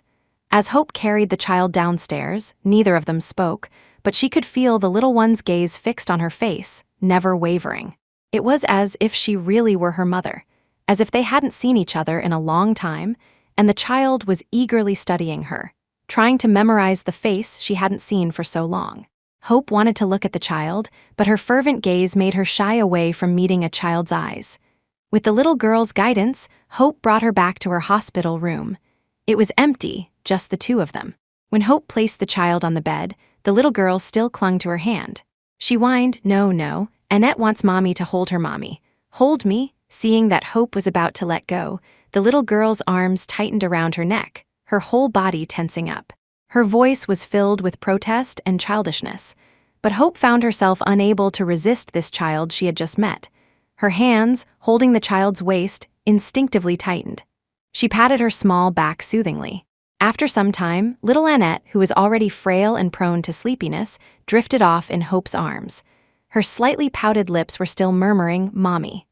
Even in sleep, her small hands clutched Hope's, afraid she would leave. After laying the sleeping child down on the bed, Hope found herself sitting by the bedside, unwilling to leave. She felt a certain closeness to this stranger's child, a familiar feeling she couldn't quite place. Was it because the child looked so much like her? Or was she just this fond of all children? Click suddenly, the door to the hospital room was opened from the outside. "Hope-y, what are you doing here?" Before Hope could turn around, she heard Miles's anxious voice from behind her. He walked over to her side. "I've been looking all over for you. I only found you because a passing nurse said you were with a child in a hospital room." They had agreed to wait outside the consultation room, but he had only spoken to the doctor for a few extra minutes before coming out to find her gone. In the past, whenever Hope disappeared without a word, it was usually a sign of a depressive episode. So this time, when he couldn't find her, he had run up and down the hospital several times before finally locating her. Seeing the commotion he was making, Hope quickly put a finger to her lips, shushing him, afraid his voice would wake the sleeping child. Miles fell silent. His gaze shifted to the child on the bed. He was surprised to find that the little girl's features bore an uncanny resemblance to Hope's. "Hopi?" Miles sighed, guessing that Hope had seen the resemblance and once again thought the child was hers. He said softly, "Hopi, let's go back. This is someone else's room and we don't know this child." His tone was careful, almost probing. Hope lowered her gaze. For some reason, she wanted to stay here. She felt an inexplicable attachment to a child she had just met. Was it because the child had called her mommy? Was she becoming more and more sensitive? Hope couldn't help but say, "Miles, I kind of like this child. Can I come see her again? I feel like she looks so much like I did when I was little. Don't you think so, Miles? She even called me mommy earlier. She told me her mommy hasn't been around for a long time. Can I be her mommy? Or maybe I can just visit her often. Can you?" Hopi, seeing Hope's mental state becoming more and more erratic, Miles's tone grew sterner, trying to snap her out of it. This wasn't the first time something like this had happened. In the past, when Hope got along well with a child, she would act like this, wanting to be their mother, wanting to see them every day. Sometimes, it got so severe that she would actually believe she was their mother. "Hopi, this child is not yours. We have to be clear-headed. We have to move on from the past, okay?" Miles placed his hands on Hope's shoulders, making her look at him, trying to bring her back to reality. Hope reluctantly tore her gaze away from the child. She didn't know why, but she just really liked this child. She liked everything about her, from her appearance to the way she clung to her. Seeing that the person before him was still dazed, Miles added, "Hopi, if you really like children so much, why don't we go to an orphanage and adopt one?" "No, I don't want to." Hope refused outright. She didn't want an adopted child. That was someone else's child. But she felt an extraordinary fondness for the little one lying in the hospital bed. If she could, she would rather have this child. For a moment, Hope was caught in a contradiction. In the end, it was only after Miles's repeated persuasion that Hope was convinced to leave the room. At Thorne Industries. As Ethan Thorne was dealing with documents in his office, he felt his eyelid twitching uncontrollably. It had been twitching for over 10 minutes without stopping, and he felt a sense of unease. He couldn't even focus on his work. Finally, he put down his work and went to the hospital. Not long after Hope left the hospital room, the little one on the bed woke up with a start, as if by telepathy.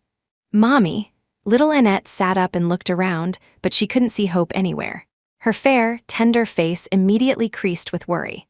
Her small, milky voice rose in volume as she called out to the empty room, "Mommy, mommy, mommy, come out, Annette wants a hug. Mommy, mommy." The little girl looked around the empty room in fear, her eyes filled with grievance and fright. Soon, Mrs. P hurried into the room. She quickly put down the nutritious meal she had brought from home and went to pick up the little one who was trying to climb out of bed. "Annette, what's wrong? What's wrong? What's wrong? Let's not cry, okay? Don't cry, don't cry." She had only gone home for a short while, leaving the child in the care of a nurse. She didn't expect the little girl's mood to change so drastically. After all, this wasn't Annette's first time in the hospital. Usually when she woke up to an empty room, she would just wait quietly. She wouldn't be like this. "Mommy, mommy's gone," Annette whimpered, her little lips pouting. Mrs. P thought the little princess must have dreamed about Hope and woken up crying. She patted Annette's back and soothed her gently. "Annette, let's not cry. Our Annette misses Mommy, right? Daddy will come to the hospital after work. With Daddy here, it will be okay, right? Daddy will be here to keep Annette company soon. There, be a good girl." Mrs. P took very good care of little Annette. In the past, at the Thorne estate, she had always taken care of Hope. Now, whenever Ethan Thorne was away, he entrusted the little princess to her care. Annette waved her little hands and explained, "No, that's not it. Mommy came. Mommy came back to see Annette." The little girl's serious expression only made Mrs. P's heart ache more. She shook her head. "Our Annette must miss Mommy so much that she dreamed Mommy came to see her, right? Don't be sad, Annette. Mommy is in heaven, and she must miss Annette very much too. She will definitely watch over our Annette and keep her heel." No. Annette reached out her small hand to cover Mrs. P's mouth. She insisted, "Mommy is back. Mommy really came back." "Sigh." Mrs. P sighed, looking helpless. She figured the child was just missing her mother again, which was why she was talking nonsense. Seeing Mrs. P's indifference, Annette grew anxious and tried to get out of bed again. Her small, round face was filled with worry. Annette has to find Mommy. Mommy. Annette has to find Mommy and bring her back. Click, the hospital room door was suddenly opened from the outside. Ethan Thorne, dressed in a suit, appeared in the room. The little one, who had been about to get out of bed, saw Ethan and couldn't wait to share the exciting news. Daddy, Daddy, Mommy's back, the little girl's sweet, childish voice called out. Mrs. P didn't believe her, so she would tell Daddy.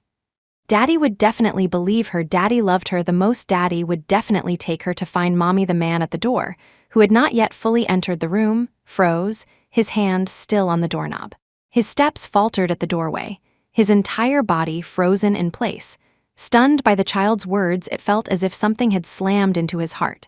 For a moment, Ethan Thorne stood rooted to the spot, completely still. For years, anything related to Hope Fairchild had the power to move him. Hope. It was as if she had taken root deep in his heart, an unshakable presence. He couldn't forget her, and the memory was agony. An agony of his own making. After a long moment, Ethan finally let his hand fall from the doorknob, his thoughts slowly returning to him. He walked towards Annette, looking somewhat dazed. Daddy? Little Annette glanced at Ethan, a hint of worry in her eyes, but her mind was still consumed with thoughts of hope. She whispered cautiously, Daddy, Mommy's back. Mommy came to see Annette just now. Is that so? Ethan sat down on the edge of the bed. His large hand gently stroked his daughter's soft hair. He didn't say much more, but an unmistakable layer of pain clouded his eyes. Mr. Thorne, you're back. Mrs. P spoke from the side. Just now, when I went to get the little princess's meal, I came back to find her in here crying for her mommy. She told me her mommy had just been here to visit. The little princess must have been dreaming again. Mrs. P sighed. Ethan remained silent, his face an unreadable mask, but his eyes were consumed by a deep, aching longing. No, it's not like that. Little Annette anxiously cut Mrs. P off, tugging on Ethan's large hand as if to explain to him in private. Her little mouth opened and closed as she pleaded. Daddy, Annette really saw Mommy. I wasn't dreaming. Mommy even held me, and she's the one who tucked me in. Annette spoke with urgency. Her small, aggrieved face was flushed with anxiety at their disbelief. She really did see Mommy. Mommy really did hold her. Why wouldn't Mrs. P and Daddy believe her? Hush now, Annette. Daddy will feed you something before you sleep. Ethan spoke as he lifted the small child onto his lap, preparing to feed her the special meal. He didn't respond further to what she was saying, but it was clear he didn't believe a word of it. Annette was frantic. Her short little legs kicked wildly, trying to get off the bed to find her mother, but she was already unsteady on her feet, let alone able to walk. Her legs were the one part of her body that had no strength. Still, she wouldn't give up, insisting, I have to find Mommy. Mommy really came. Daddy, I saw Mommy come. She's the one who carried me back to the room. Ethan's expression was somber. He simply held the little girl in his arms and soothed her gently. Annette, you saw wrong. Mommy isn't back. And she's never coming back. It was a truth he couldn't bring himself to tell this child. Even though Hope's memorial tablet sat in their home, he didn't want to bring it up with the little girl, fearing it would break her heart. Annette refused to accept it. I didn't see wrong. Mommy really is back. Mommy looks exactly like the picture Daddy showed me, exactly the same. The little girl's big, round eyes stared up at him, trying to prove she was telling the truth. But Ethan remained unresponsive, simply taking the food container and feeding his child. It wasn't just Annette. Sometimes, when he was drunk, he too would have moments where he thought Hope hadn't left this world, that she was still here. But thinking about it now, it was probably just because he and Annette missed her so very much. He never imagined that time, instead of dulling the pain, would only make the longing accumulate, growing deeper and more intense. After leaving the hospital, Hope's heart remained in that room with the child. Over and over, her mind replayed the little girl's innocent face, and her sweet, tender calls of Mommy made her own heart tremble. It was as if a single meeting had completely captured her soul. Hopi, how about I take you to see an orphanage? We could adopt a child together. What do you think? In the car, Miles Carter kept one hand on the steering wheel while his other reached out to tentatively take Hope's hand. Back when they were in Zurich, he had brought up adopting a child together. On one hand, he hoped it would help Hope move past the trauma of the forced abortion. On the other, it could help bring them closer. Hope pressed her lips together. In the past, she might have agreed to go with Miles to look at an orphanage, But today, for some reason, ever since meeting the little girl named Annette, she had no interest in other children. Right now, all she wanted was to see that child again. She felt an inexplicable fondness for Annette. Hope watched the scenery flash by the window and said quietly, "No, thanks, Miles.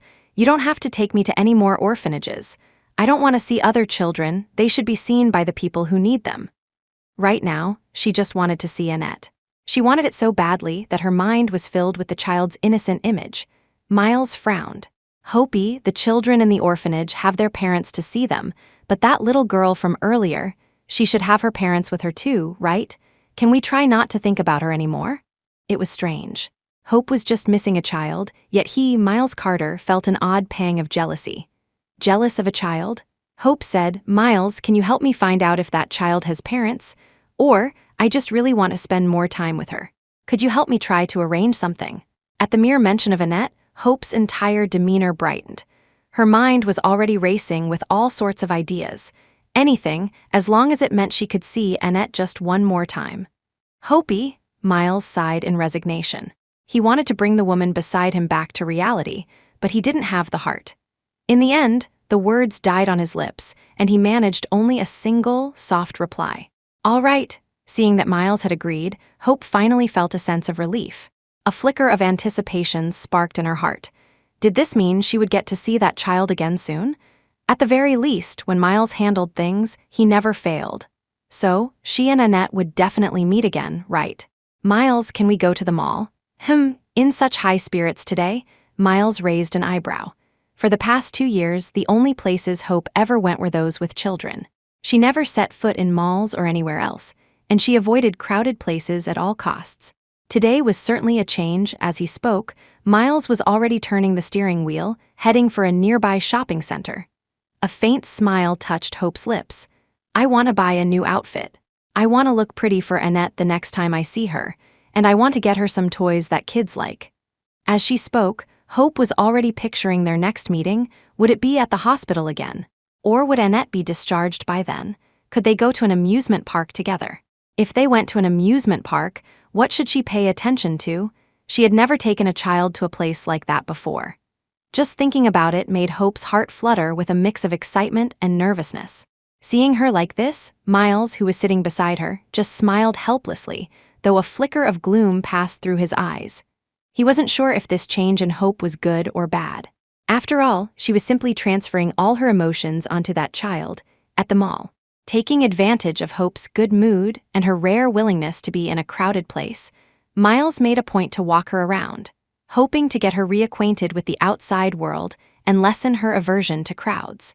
Hope, for her part, put a great deal of thought into winning the child's affection, picking one toy after another in the toy section. Not knowing what Annette liked, she ended up buying a pile of toys with what little money she had. By the time they left the mall, Hope was still chattering nonstop.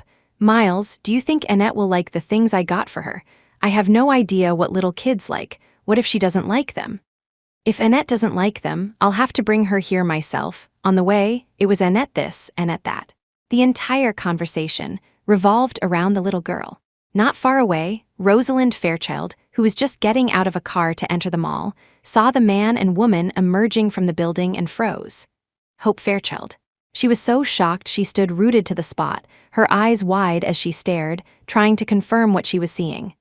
"Rosalind, what's wrong?" Constance Fairchild asked with concern. "Mom, look who that is." Rosalind stumbled back behind her mother, terrified of being seen by Hope, yet desperate to keep her in sight. Hope's mother had passed away when she was young. Constance was only Rosalind's mother. The two families did not get along, but the animosity was primarily between Hope and them. Ever since Constance had married into the Fairchild family, she and her daughter had schemed to drive Hope out. At 16, Hope had moved out to fend for herself, living a life far from extravagant. "Mom, look at that woman, isn't that Hope?" "Isn't it? But she's dead, how is she still alive?" Rosalind was on the verge of a breakdown. It was like seeing a ghost in broad daylight. Only the two of them knew what she had done to Hope back then, how she had framed her. Hope must hate her to the bone. If it weren't for her, the police would never have come to arrest Hope. If it weren't for her taunting Hope with those photos, Hope wouldn't have had a mental breakdown, which led to Ethan Thorne sending her to prison. Seeing Hope now, Rosalind was nearly hysterical. She clearly remembered that Hope had killed herself in prison. How could someone who looked exactly like her just appear out of nowhere? Rosalind, you calm down, calm down. Maybe that person just looks a lot like Hope. Constance patted her daughter's shoulder comfortingly. But her gaze, like Rosalind's, was fixed on Hope. Unwavering, a chill ran down her spine. Mom, that is Hope, it's her, Rosalind insisted.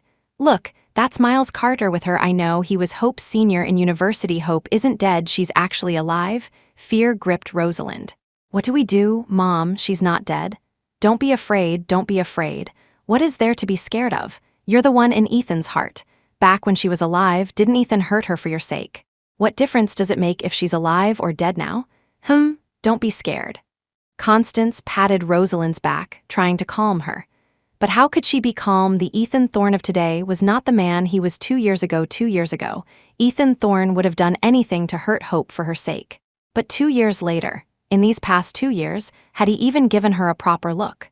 Whenever he came home, his eyes were either fixed on that daughter who was a miniature version of Hope, or on that dry memorial tablet. For the past 2 years, she hadn't been able to capture his attention as much as a piece of wood. No, Mom, you don't understand.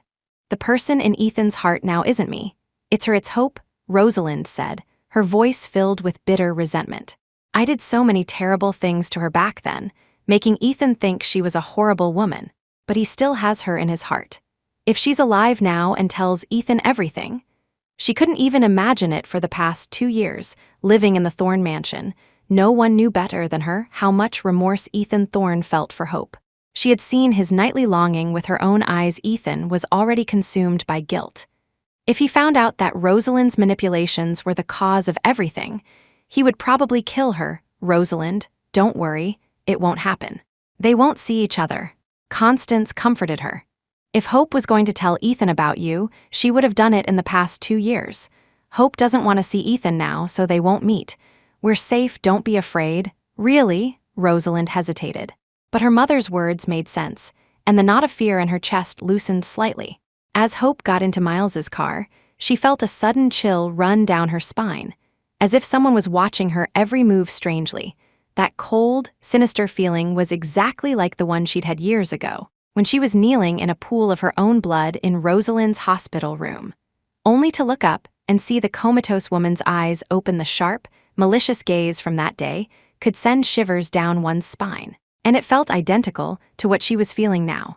But when she turned around, she saw no one behind her, no one following or watching her. Hopi, get in. What's wrong? Seeing her stand by the car door for so long, Miles followed her gaze and looked behind her. His eyes landed on a car about 30 feet away. After less than a second, he looked away. Get in. We'll figure out how to surprise Annette when we get back, Miles said. At his words, the unsettling chill Hope had felt instantly vanished. Her mind was filled with the image of a lovely little face, as bright and warm as the sun. The Thorne mansion. For 2 consecutive days, Ethan Thorne stayed at the hospital with Annette. Rosalind called him several times, urging him to come back, but he ignored her, eventually stopping answering her calls altogether. But typically, Ethan Thorne would come home at least once every 3 days. And when he returned, it wasn't to see her. It was to see Hope. He had said that in their 3 years of marriage, he had never spent a single night at home. Hope's heart had grown cold and disappointed with him. So from now on, he would use the rest of his life to compensate for her 3 years, to make up for it by staying at home. Ethan, you're back. It was the 3rd day. Rosalind, guessing that Ethan would return today, had changed into a sexy slip dress that left her slender arms and pale legs completely exposed. Even though Ethan Thorne hadn't given her a proper look in 2 years, she still held out hope for every precious moment they had alone together. But this time, it was the same as always. Ethan, who had just walked in, didn't even lift his eyes as he went straight upstairs, heading for the bedroom he had once shared with Hope, just like every other time in the past 2 years. It was as if the only reason this house existed was for him to come back and see Hope. Rosalind bit her lip. She hurried to catch up with his quick steps and said, "Ethan, I know a doctor in America who can cure Annette's inability to walk. It will just take a few years of treatment. Ethan, why don't we immigrate to America for Annette's sake?" It worked. The man who had been striding towards the bedroom just a second ago immediately stopped in his tracks. This was the first time Rosalind had seen Ethan Thorne look directly at her. Meeting his sharp gaze, she couldn't help but blush. Then she heard the man's flat voice, "What's the doctor's name? Have him brought here." Ethan stared straight at her face, but there was no trace of admiration or interest in his eyes or on his face because of what she was wearing today. It was as if he had completely ignored her attire. Or perhaps he hadn't even noticed.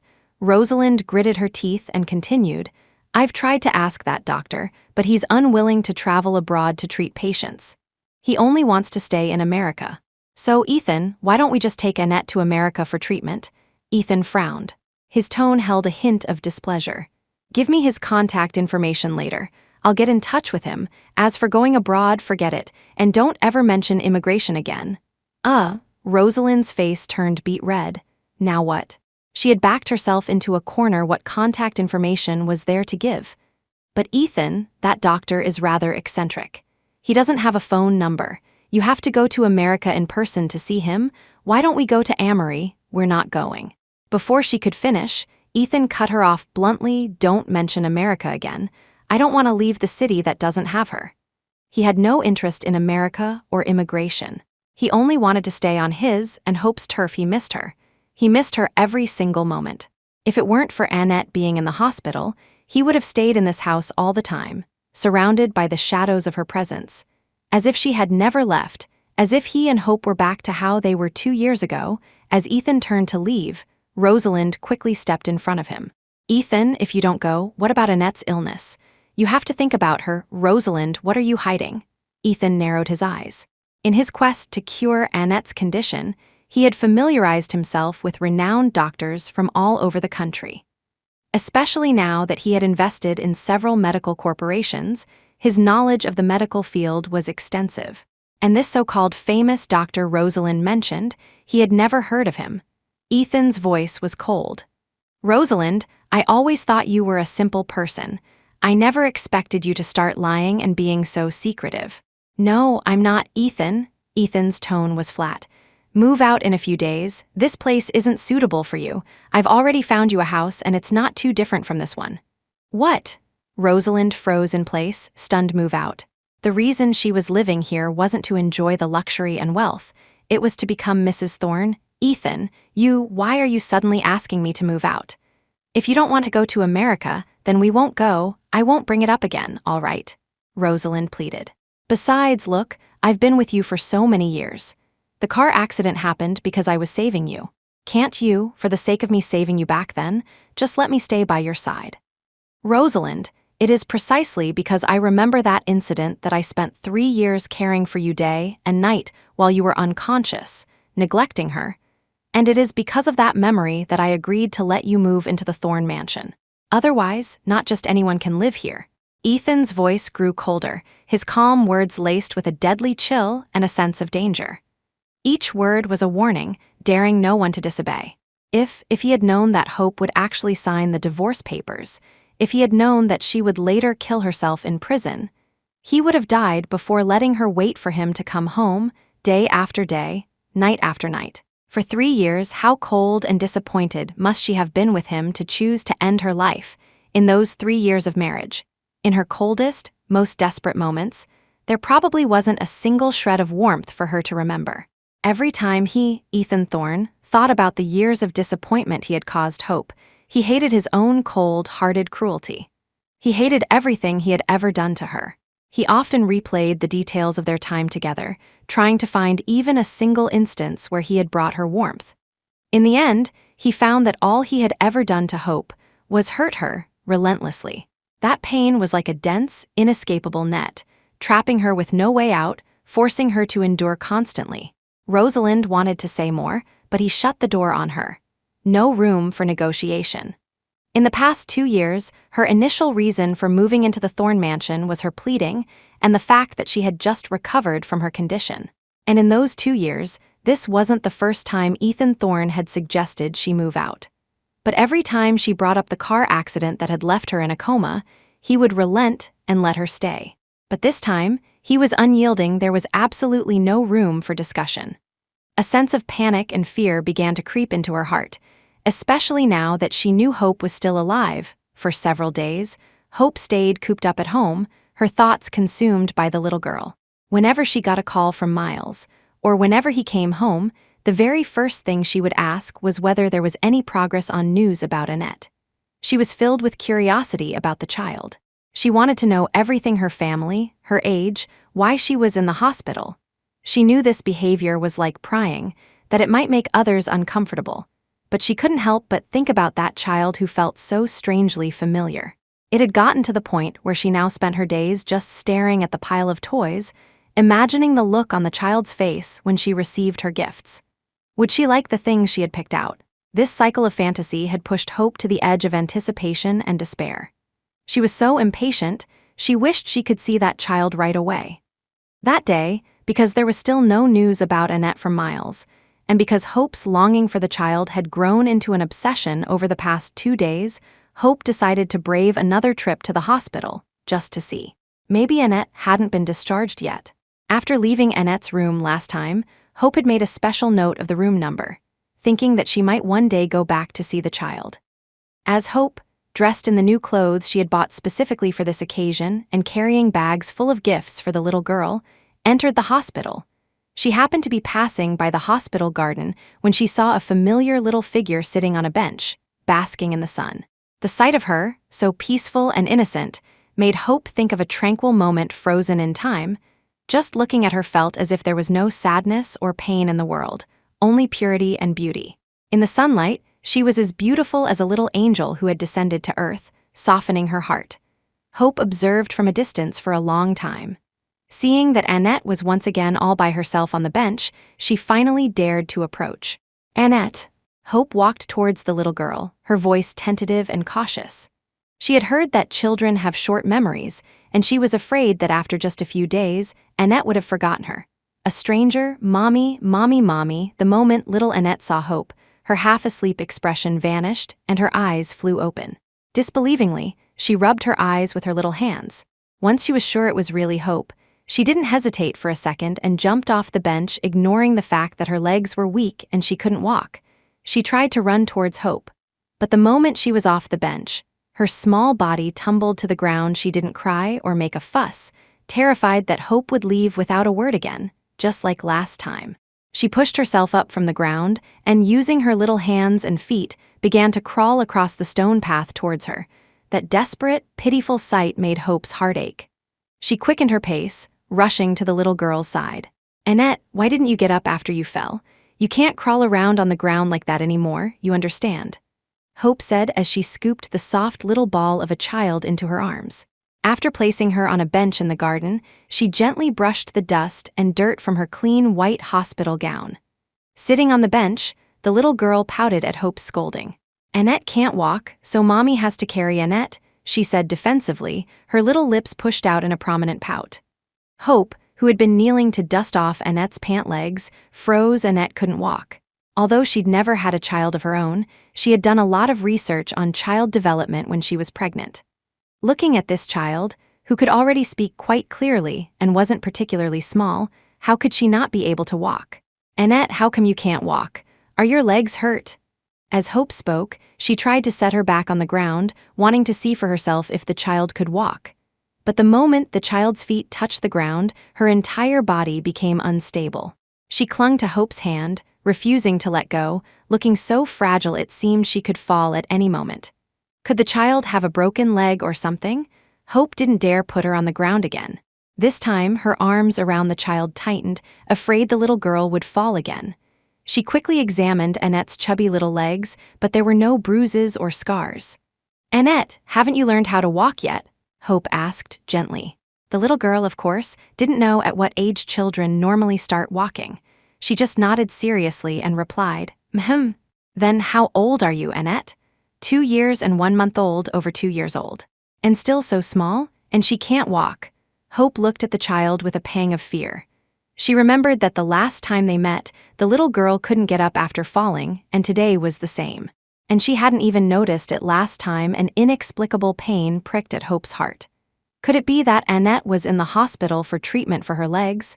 She wanted to ask, but she was afraid the child wouldn't be able to explain clearly, so she didn't press further. Mommy came to see Annette today. The little girl, unaware of her own condition, was a picture of innocence, completely oblivious to how different she was from other children. Nestled in Hope's arms, she smiled with pure joy like a child who had found a mother's love. Hope stroked the child's hair. "Yes, I came to see Annette. Did you miss me?" "Yes, yes, yes." Little Annette nodded her head repeatedly, her little hand clinging to Hope's sleeve, not letting go. The next second, her light brown eyebrows furrowed into a small frown. "Last time Mommy left, you left without telling Annette." "Mommy's bad," little Annette pouted angrily, but her eyes held the look of a wounded little animal, making one hesitant to even touch her. Hope felt a pang of remorse. "I'm sorry, Annette. Last time something came up, so I had to leave early. I won't do that again, okay?"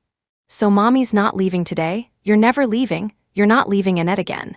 Mommy's back as she spoke, the soft little girl in her arms blossomed like a flower, overjoyed. Hope felt a strange sense of apprehension. She loved this child, even wanted to be with this child every day. She even cherished the child's repeated misunderstandings, her calls of mommy. She knew that if she deceived a child, then one day in the future, if this child ever found out that she wasn't her real mother, would she resent her? Would she hate her for the deception? Or would she stop talking to her, refuse to see her ever again? Thinking of those possibilities, Hope's heart sank with sadness. She selfishly wished that the child's mother would never come back, that she could take her mother's place forever. "Mommy, Mommy?" Seeing that Hope wasn't answering, little Annette looked at her nervously, thinking she might say no. She asked again, her voice soft and weak, "Mommy won't leave again, right?" "Right." After a long silence, Hope finally spoke against her conscience. Then she couldn't help but ask, "Annette, why are you in the garden by yourself?" It seemed that every time she saw this child, she was alone, without a single family member around.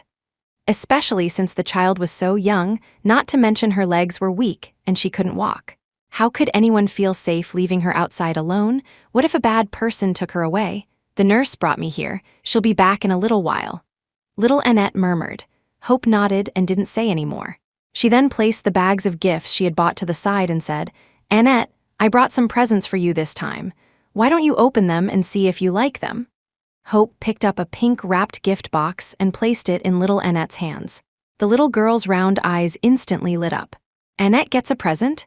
Annette looked at the object in her hands in disbelief. Hope smiled and replied, "Yes, Annette gets a present. And it's from Mommy." This was the first time she had ever received a gift from her mommy before. Only Daddy would give her presents. No one else ever did. Seeing the child so delighted, Hope's heart filled with a sweet joy, as if she were the one receiving the gift, not giving it. Little Annette's small hands fumbled with the wrapping paper, revealing a Barbie doll inside that could light up, sing, and dance. The little girl held it in her hands, unable to put it down. The scene became Hope holding little Annette, and little Annette holding the Barbie doll. It was afternoon, and the sun shone down on them, creating a picture-perfect image, untainted, as if the whole world had become warm and harmonious because of the two of them. Besides toys, Hope had also bought the little girl plenty of children's snacks, clothes, pants, and shoes. She had bought a pile of everything a child could possibly need, afraid that if the little girl didn't like one thing, she could make up for it with another. Basking in the gentle warmth of the sun, they both grew drowsy. As it was getting late, Hope noticed the little girl in her arms blinking sleepily. "Annette, are you sleepy? Should I take you back to your room for a nap?" Hope stroked the child's soft, tender cheek. It was so smooth that her touch instinctively lightened, as if afraid of hurting her. "No, Annette's not sleepy." Little Annette shook her head, forcing her tired eyes wide open to show she wasn't sleepy at all. Hope chuckled. "You still need to sleep. Little kids have to take afternoon naps. Be good, I'll carry you back to your room to sleep." No, tears immediately welled up in little Annette's eyes. "Annette's not sleepy. Annette doesn't want to sleep if I go to sleep. Mommy will be gone when I wake up. I'm not sleeping, not sleeping. Not sleeping, where?" A soft sob echoed in her ear. The child's cries were like a hand, twisting her heart into an ever more complex knot. Hope comforted her. "This time, Mommy won't leave. I'll stay right here with you until you wake up, okay?" "Really?" The little girl looked up at Hope pitifully, her eyes searching for the truth in her words. Hope nodded. "Really, I won't leave." "Really?" Really? The same word came from two different voices at the same time, only one voice wasn't from the little Annette in her arms, but from a man walking towards them down the stone path. He was dressed in a sharp suit. With the sun at his back, his tall, straight figure was cast in a striking, formidable silhouette. Backlit as he was, he exuded a familiar, satanic aura. Ethan Thorne had his hands in his trouser pockets. He walked right up to Hope, who was sitting on the bench holding little Annette. Looming over her, his voice was filled with cold intensity. "This time, you're really not leaving?" In that instant, it felt as though time had stopped at his arrival. Hope sat on the bench, completely stunned. Last time, running into Ethan Thorne in the conference room had already thrown her into a panic. But this time, they were face to face. The identity she had painstakingly hidden for 2 years was completely exposed in this single moment. For a long moment, Hope couldn't speak. All she wanted to do was run far away from Ethan Thorne's sight. Get out of here, fast. She didn't want to stay here for another second. "Daddy, Daddy," the soft, adorable little ball of fluff in her arms suddenly called out "Daddy" to Ethan Thorne. Hope was struck dumb. She was already reeling from Ethan's sudden appearance, and now the little girl in her arms was calling this man Daddy. Then, who was the child's mother? Was this child Ethan's with another woman? Or... Hope remembered what Annette had told her just a moment ago, that she was 2 years and 1 month old, and from the time of her induced labor until now, it had been exactly 2 years and 1 month. How had she not realized that before? But their child had been brutally taken from her back, then she had seen it with her own eyes, so what was going on with this child? Was she really her baby or not? "Wife, Annette is our child." Just as Hope's mind was racing with questions about the child's origin, the man before her spoke. His words were both shocking and exhilarating. This child was hers, her baby was still alive. Annette was really her child. Had this child recognized her from the start? Is that why she had called her Mommy at their very first meeting? It all made sense now. Hope's heart was a tangle of emotions. Even her hands, wrapped around the child's waist, began to tremble slightly. This was her child. This was Hope Fairchild's child. She wasn't dead, her baby was alive. And she was only just finding out now she had been away from her child for 2 whole years. Annette? A film of tears welled up in Hope's eyes, and she pulled the little girl in her arms even tighter. "Annette, my Annette, this is my Annette, she's still here." Ethan sat down next to Hope. His large hand rested on her shoulder comfortingly. "This is our Annette, she's still here." Just as his hand was about to draw Hope closer into his embrace, she flinched away, clutching the child and standing up, putting distance between them. She flinched away from his touch. She recoiled from his approach. Even though the child in her arms was theirs, she still felt a deep-seated resistance and fear. Towards this man, she felt nothing but endless terror and panic. From the moment he appeared, the memories of the past 2 years began to replay in her mind, leaving Hope's hands and feet cold even now. To her, Ethan Thorne was like a devil from hell. He could make her suffer, despair, and leave her covered in scars. He could throw her back into the water dungeon to soak in meter-deep ice water day and night. Or, for Rosalind's sake, send her back to prison. Hope's cold hands tightened around little Annette as she backed away. She wanted to take her child and leave. She wanted to leave his world, disappear from his sight. In short, everything she wanted had to do with never seeing him again. Seeing Hope get up and retreat with the child, Ethan also stood up and moved towards her wife. He could feel Hope's panic, and it made him inexplicably cautious as he approached her. But now, his heart and mind were completely filled with her. All he wanted was to hold this figure he hadn't seen in 2 years. Leaving Annette in the garden had become his daily routine. For the entire week, he hadn't gone to the office. Every day, he had the nurses bring the child to the garden, just waiting for Hope to show up. And he had always stayed nearby, watching from a distance. At first, when little Annette said she had seen Hope, he hadn't believed her. But then Rosalind had brought up immigration out of the blue. The two events were seemingly unrelated, but for some reason, he had connected it to Hope. Perhaps it was his desire to stay in the city where she had been that made him question the truth of Annette's claim. He had held onto a sliver of hope, or perhaps it was a foolish doubt about a dead person's fate that had kept him at the hospital every day, terrified of missing Hope's arrival. And unbelievably, Hope had really come. She was really alive. God only knew how excited and shocked he had been, hiding behind that tree just moments ago.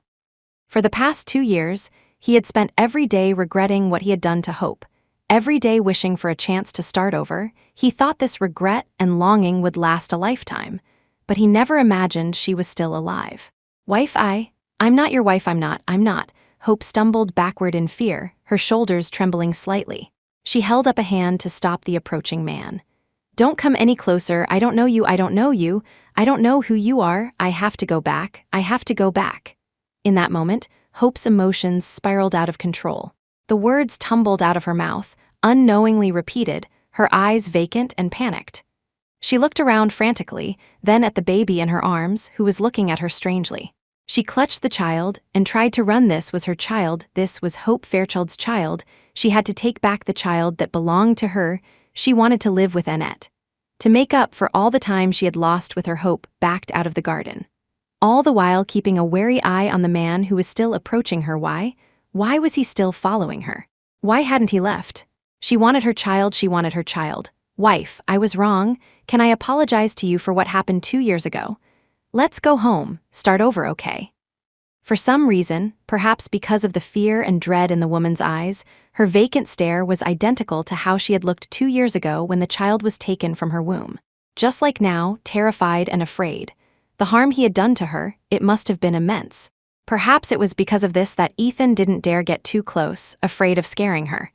Even his tone was different from usual, tinged with a pleading, gentle quality. How could Hope believe his words? Apologize? Go home. Start over? In the past, she might have held on to hope for those words, but now all she felt was fear. She was afraid this was just another one of Ethan Thorne's tricks to placate her. Afraid that if she went back to that house, she would be thrown into the water dungeon again. She was afraid that if she went with this man, he would send her back to prison, take her child away, and, just like 2 years ago, reject her pregnancy with disgust. Telling her she wasn't worthy of having his child, her fears were too many, too deep. She didn't want to go back to that life from 2 years ago. A life spent drowning in disappointment, pain, helplessness, and begging. Thinking about those days, Hope's emotions were already spiraling out of control. If it weren't for the child she had just gotten back in her arms, she might have done something terrifying right now. Ethan didn't know about Hope's current condition. He just thought she was rejecting him. Not wanting this endless retreat to continue, he took a step forward and grabbed Hope, who was still trying to escape. He was afraid now, afraid that Hope would leave him heartlessly again, just like 2 years ago.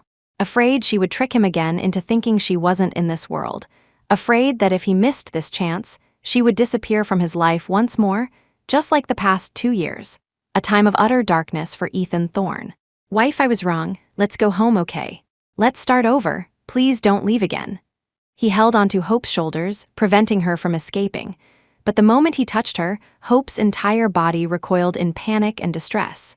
Her already trembling shoulders now felt as if they were in the grip of death itself, and fear washed over her. "Don't touch me, don't touch me, don't touch me.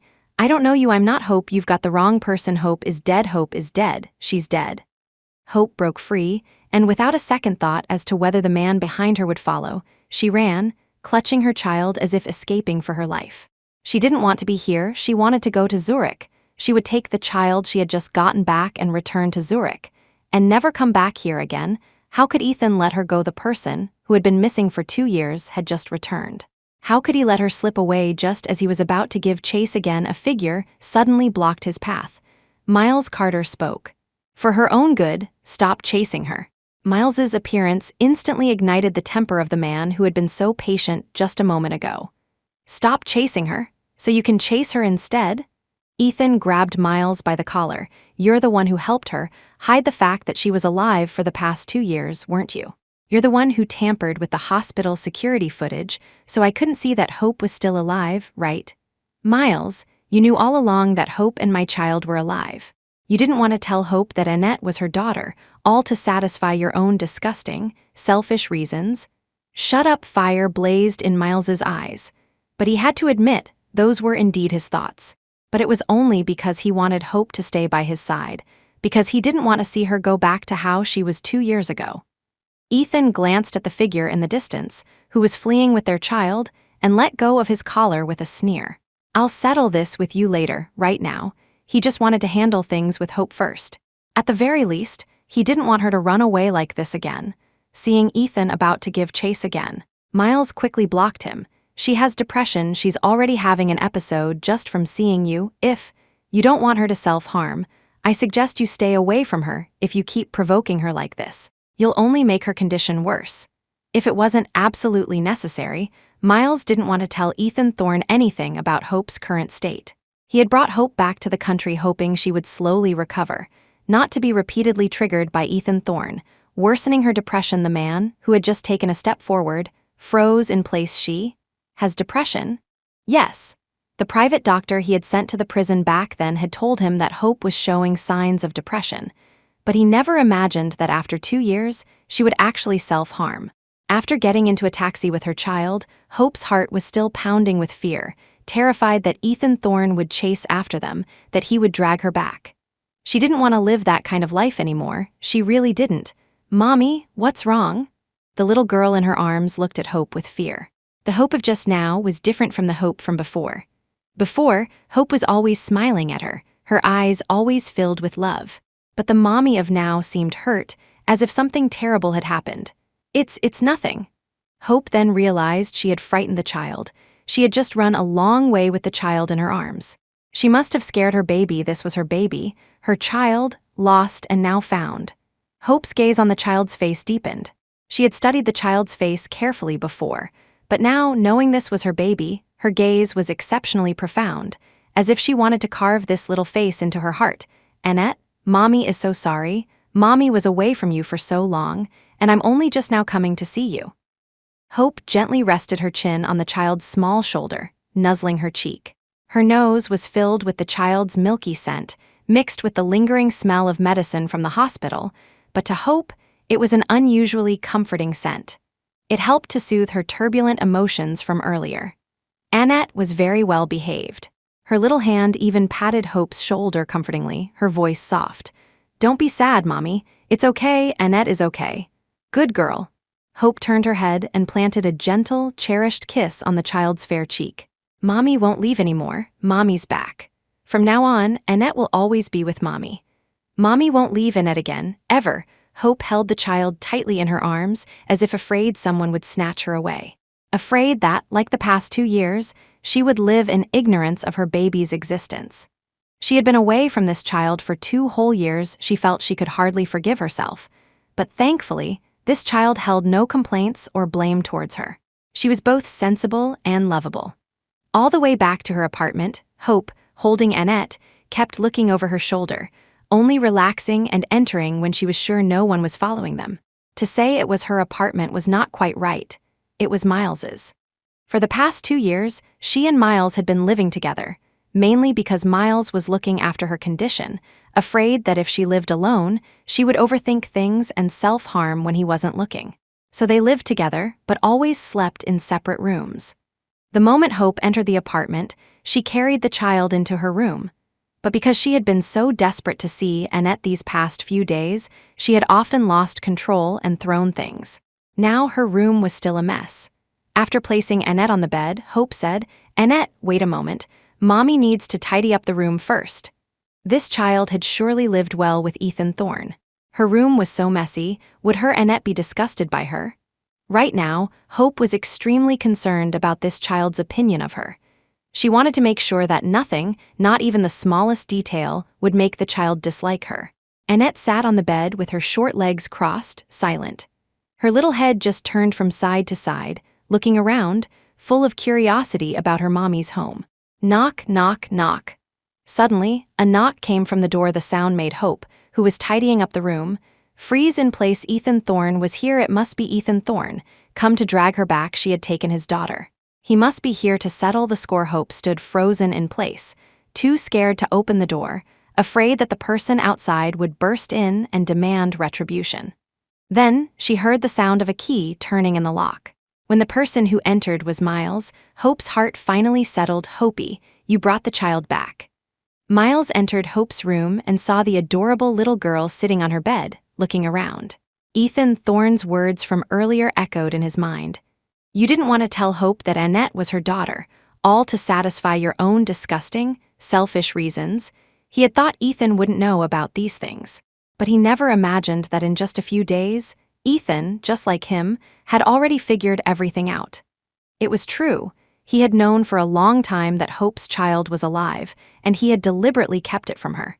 But all of that was only because he didn't want Hope and Ethan Thorne to get entangled again. He was afraid that Hope would be hurt by Ethan Thorne again, and he was afraid she would leave him. In the past, he had let Hope go to marry Ethan Thorne. This time, he didn't want to make the same mistake again. "Yes, Miles," Hope replied, then asked cautiously, "Miles, you don't mind that I brought the child back, do you?" After all, this was Miles's home. She still needed his permission. "Of course not. This is our home. You can bring anyone you want." Miles sat on the edge of the bed and started to play with the child. Hope sat down on the other side of little Annette. She explained gently to Annette, "Annette, this is Uncle Miles's home. From now on, you can just call him Uncle Miles." "Oh, hello, Uncle Miles." Little Annette obediently greeted him, though she was a little confused, but in her heart she was thinking, "Then isn't Daddy going to live here?" She decided to ask, "Mommy, when is Daddy coming to see Annette?" "Daddy was here just a moment ago, but now he's gone." Her words cast a silence over the room. Hope's expression darkened. Did this child prefer Ethan Thorne over her? Would she, after just a few days with her, want to go back to Ethan Thorne's side? Hope's heart grew increasingly flustered, but she still lied. "Annette, you'll stay with Mommy for a few days. We'll talk about that later. Besides, Mommy can be just as good to you as your daddy is. If there's anything Annette likes to eat or play with, you can just tell Mommy. Mommy can get you anything." Hope sat there, making promises to a child. To her now, it was as if her life had found new hope. And that hope was to spend the rest of her life with this child. To watch her Annette grow up safe and happy, that would be her greatest joy. Little Annette was very well behaved. She didn't make a fuss about not seeing her daddy. She just took Hope's hand and said, "As long as Mommy is with Annette from now on, that's all that matters. Annette doesn't need food or toys, I just want Mommy. Good girl." Hope's heart felt as if it had been touched by the child, a warm current flowing through her. Her hand holding the child's small hand tightened with affection. If only this child could stay by her side forever, how wonderful that would be. For 2 days, Hope was afraid of running into Ethan Thorne if she went out, so she and the child stayed at home. But good times don't last long. What you fear most is often what happens. On the 3rd day, a series of knocks came from the door. Knock, knock, knock. Hope opened the door, bang, bang, bang. "Hope, open the door, I have something to tell you." The fierce knocking was like a demon at the door, ferocious and overwhelming. Inside the apartment, Hope's heart leaped into her throat. "He's here, he's found his way to our door. Daddy, Daddy's here, Daddy's here." In contrast to the frantic Hope, little Annette's face lit up with a smile the moment she heard Ethan Thorne's voice. She was overjoyed. Sitting on the bed, she pointed at the door and chirped to Hope, "Mommy, open the door, Daddy's here." She hadn't seen her daddy in 3 whole days before. When Hope wasn't around, she got to see her daddy every day. Hope was too scared to even think about opening the door. She stood frozen in place, not daring to go near the door, afraid that the demon would burst right through it. Bang, bang, bang opened the door outside. Ethan Thorne's furious voice continued to echo. Even though he knew Hope had depression now, the more she avoided him, the more his patience wore thin. "Mommy, open the door, Mommy, open." The calls from both the big one and the little one rang in Hope's ears. Finally, with a loud crash, the lock on the door was broken. Ethan Thorne burst in like a wild beast. You. Hope stumbled backward in terror. Everything felt like it was rewinding to those dark, sunless days 2 years ago. Ethan, who had been furious just a moment ago, saw the rejection and fear in Hope's eyes and couldn't bring himself to be harsh with her any longer. "Daddy, Daddy," little Annette sat on the bed, waving her little hands and calling out. Just as Ethan took a step towards the child, Hope rushed forward to block him. "You, don't come any closer, don't touch her." Annette was hers alone, even though this man had been taking care of little Annette for the past 2 years. In Hope's mind, Ethan Thorne didn't love Annette. Otherwise, why would he have wanted her child dead back then? Why would he have had the child brutally taken from her womb? "Wife, come home with me." Ethan ignored Hope's resistance and tried to take her away. He had originally planned to give Hope a couple of days to calm down and spend time with the child.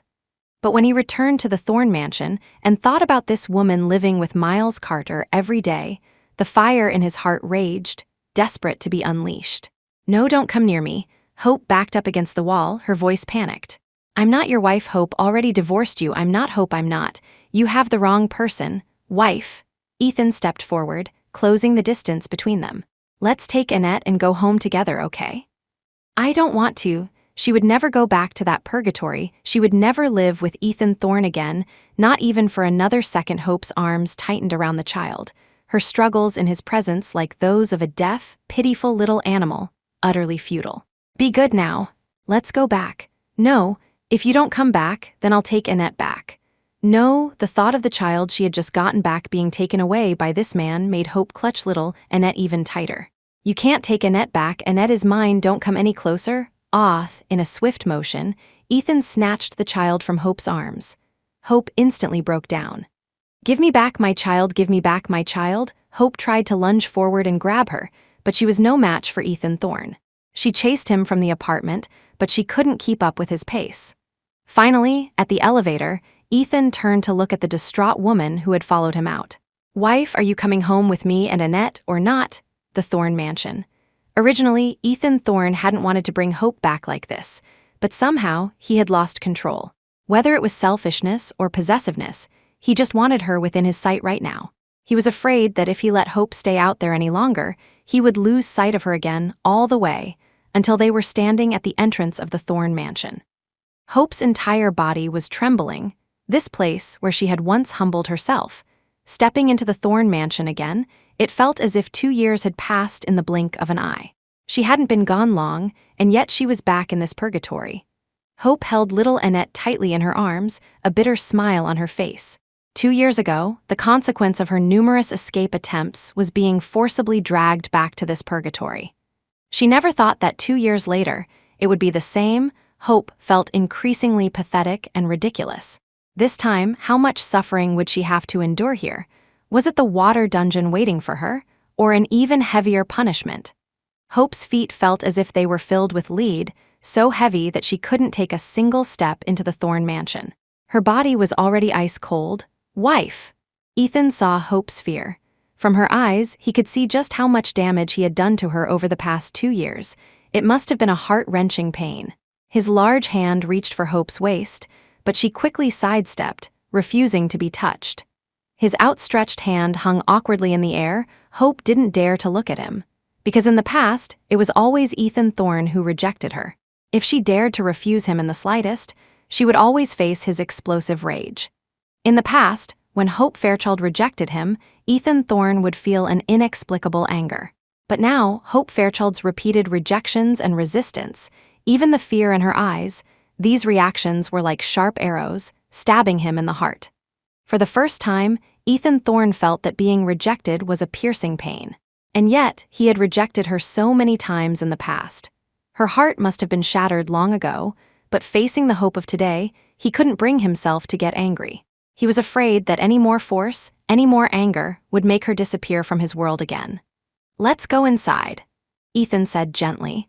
As he spoke, he even acted as a servant, opening the main door for her. The Thorne mansion was exactly the same as it was 2 years ago. The decor, the placement of every object, everything was the same. Originally, after receiving the divorce papers, Ethan had wanted to change everything in the Thorne mansion. But after learning of Hope's suicide, he finally understood his own heart. He couldn't live without Hope, never in this lifetime. Hope didn't speak, just held little Annette and deliberately kept a distance of several feet between them. Returning to this home, unlike Ethan, who was happy to have her back, she was only haunted by endless nightmares. To her, this place held only pain and despair. "Should I take you to our room to rest first?" Ethan asked. Hope didn't answer. Her feet moved heavily towards the room they used to share. Every step on these floors seemed to stir up a river of sorrow from the past. Her cold, stiff limbs moved like a zombie's. As she entered the room, the first thing that caught her eye was a memorial tablet on the table. On it was written, "Beloved wife, Hope Fairchild."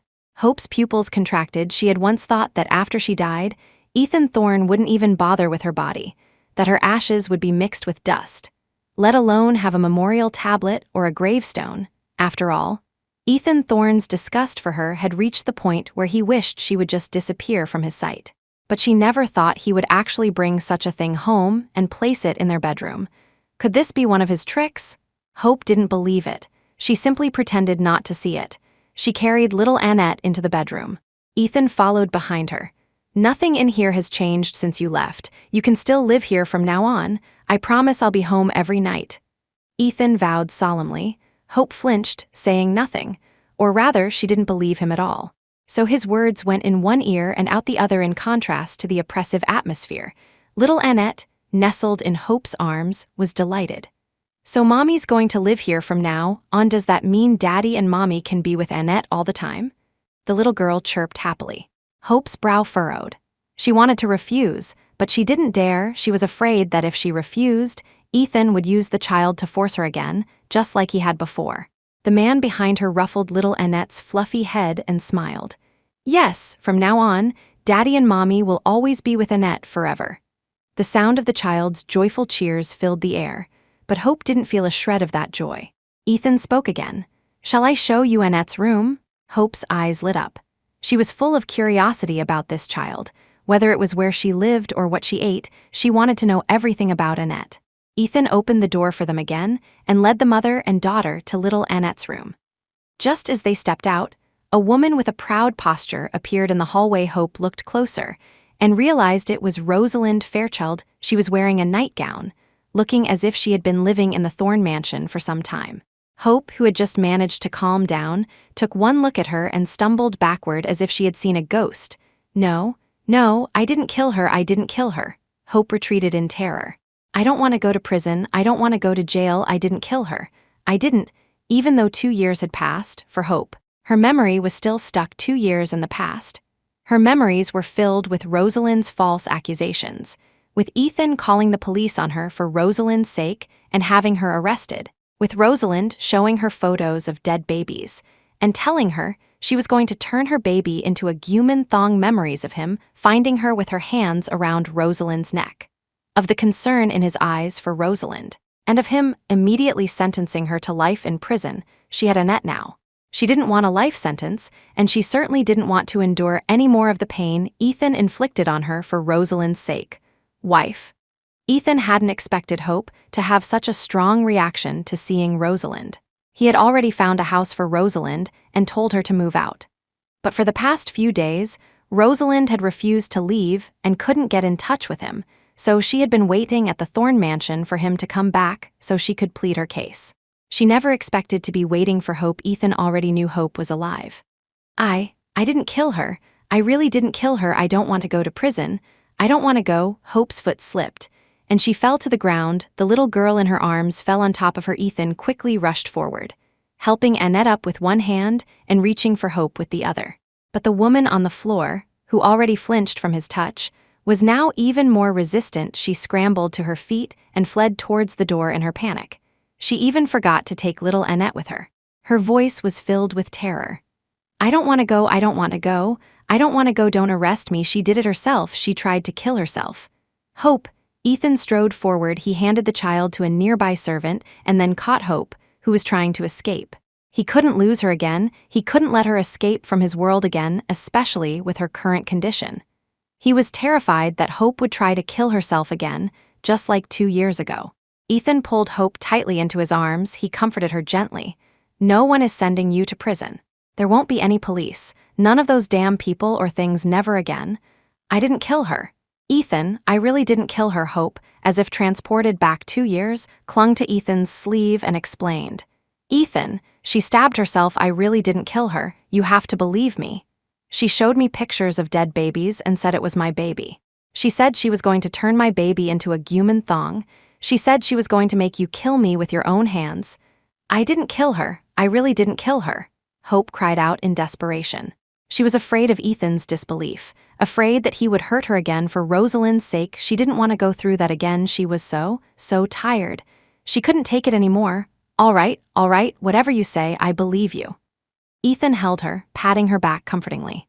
Hope looked at the man before her in disbelief. Did he really believe her? How could that be? Ethan Thorne had always only believed Rosalind's words. How could he believe her? This must be a trick. Him and Rosalind teaming up to torture her. Hope struggled to break free. I don't believe you. You would never believe me. You're lying to me. You don't believe me. How could you believe me? I don't believe it, I don't believe it. You must be planning to lock me in the water dungeon with her again, that must be it. I want to go back, I want to go back. With that, Hope began to run around frantically, wishing she could disappear from their sight right now. Disappear from Ethan Thorne's world forever. She didn't want to see them anymore. She didn't want to see Rosalind. And she certainly didn't want to see Ethan Thorne, wife. How could Ethan let her go? He quickly caught up and blocked her path. I believe you, I really believe you, I will never doubt you again, I swear, Ethan promised. Now, whatever Hope said, he would believe it. Ethan, Rosalind, seeing this, hurried forward. Ethan, it was little Hope who tried to kill me, you have to believe me that year. Guards, Ethan's voice boomed with rage. The bodyguards downstairs didn't dare to delay for a second and rushed upstairs. Take Rosalind Fairchild to the water dungeon, lock her up for 5 years, and then let her out. You don't need to report anything to me. Yes, young Master Thorne, 5 years. 3 of which he had spent by Rosalind's side, day and night, hurting Hope. The other 2 were the years Hope had disappeared because of it. Ethan, you can't do this to me. I was in that car accident for you. I became a vegetable for you. You can't do this to me. Hope shrank back in fear. The car accident had been deliberately arranged by Rosalind to convince Ethan not to marry her. It had just backfired and left her in a coma. She hadn't saved Ethan at all, of course. She had told Ethan all of this before, but in his eyes, Hope Fairchild was a hypocritical, vicious woman. Attempting to kill a person in a coma and then trying to frame them. He, Ethan Thorne, had never believed a single word she said. Ethan pulled Hope back into his arms, his voice gentle. I'm sorry, wife, I will never doubt you again. Forgive me. His low, soft voice murmured in her ear, tender and affectionate. A complete opposite of the man he used to be, the panic in Hope's heart still hadn't subsided. She struggled fearfully, wanting to break free, but she didn't dare to use too much force. From now on, this house will just be you, me, and Annette. Let's start over, okay? Ethan asked again. His large hand gently lifted Hope's delicate chin, making her meet his gaze. Before, he had only seen her from a distance. Now up close, he realized that in 2 years, Hope had lost a lot of weight. Even her face, which he was touching now, felt like it was just a thin layer of skin over bone. In the past, Hope would wait for Ethan to come home for dinner every night at the Thorne mansion, but what she always got was a lonely, dark night. As a result, Hope wouldn't eat at dinner time, and after waiting in vain, she would lose her appetite altogether. Day after day, she grew thinner and thinner, and now, with her depression, she was even skinnier than before. She looked as if a gust of wind could blow her over. Even Ethan's hand, resting on her waist, could feel how loose her clothes were, her waist so thin it felt like only bones remained. Wife, let's get something to eat first. Are you hungry? Ethan asked with concern as he took Hope's hand and led her towards the dining room downstairs. Hope shook her head, gently pulling her hand away from his. She didn't want to eat, and she didn't want him to hold her hand. Then let's keep Annette company while she eats, okay? It's getting late, Annette is hungry. Ethan brought up their daughter again. This time, Hope didn't refuse. She took the child back from the servant and went to the dining room. Ethan had the kitchen prepare a huge feast. The Thorne family's dining room could easily accommodate over a dozen people, with a 12-foot-long table. Now, the table was completely covered with dishes, not a single spot left. Wow, so much yummy food today, little Annette's eyes went wide. When Mommy comes back, there's so much yummy food. When Mommy isn't back, there's nothing. It wasn't just to help Hope regain her strength. He also didn't want her to get tired of just a few dishes and stop eating. So Ethan had specifically ordered a large spread. Speaking of eating, this was actually the first time she and Ethan had sat at the same table for a meal. In the past 3 years, she had never had the privilege of dining with him, only Rosalind did.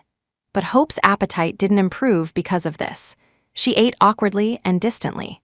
Apart from speaking a few words while feeding little Annette, she didn't say a single word to the man sitting next to her, no matter how he tried to engage her. It was as if he wasn't even there. After being repeatedly ignored, Ethan didn't dare to get angry. He could only endure it, continuing to place food in Hope's bowl. He ended up piling 3 small mountains of food in her bowl, but he didn't see Hope take a single bite. She must still hate him. In the past, he had made this woman wait for him to come home every night, wait for him for every meal. His response was either anger or blacklisting her number. In the end, Hope could only wait in vain when she couldn't reach him. The private doctor had said she had even developed stomach problems because of it.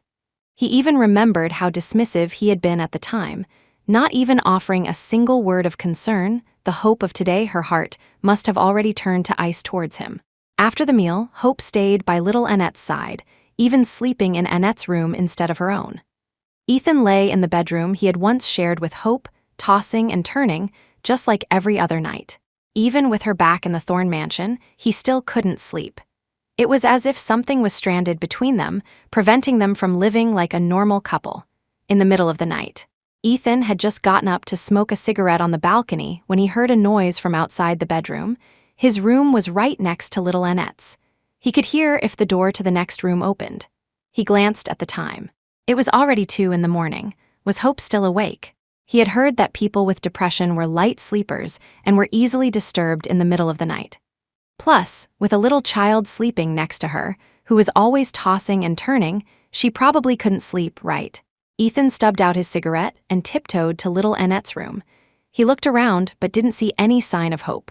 Finally, he heard the sound of sobbing from the bathroom and went inside. The bathroom light was off, but in the dim glow of the nightlight from the room, he could clearly see that Hope was self-harming. "Hope, what are you doing?" Ethan was so scared he snatched the scissors from her hand. He saw that the scissors were still stained with fresh red blood. So what Miles had said was true, she really did self-harm. "Hope, are you crazy?" Ethan pulled her to her feet, his good mood from the day completely gone at the sight. "Do you know what you're doing right now? Who gave you permission to hurt yourself like this? What are you doing with those scissors? Are you trying to do what you did 2 years ago? Are you trying to kill yourself again? Is there something I'm doing that you're not satisfied with? I can change, can't I?" His hands, gripping Hope's shoulders, were bulging with veins. His eyes were blazing with fire. He was scared that Hope would try to kill herself again, scared that this time he wouldn't be so lucky as to find her still alive. He had already experienced her leaving once, and he didn't want to go through that agony and pain again. Hope was limp like a boneless rag doll, letting him shake her. With blood flowing from her wrist and being suddenly pulled up by him, she felt a little anemic, her head spinning. Seeing the woman before him remain silent, Ethan immediately carried her back to the room and called for the private doctor. Fortunately, he had found her in time. The cut was only skin deep and hadn't damaged any tendons.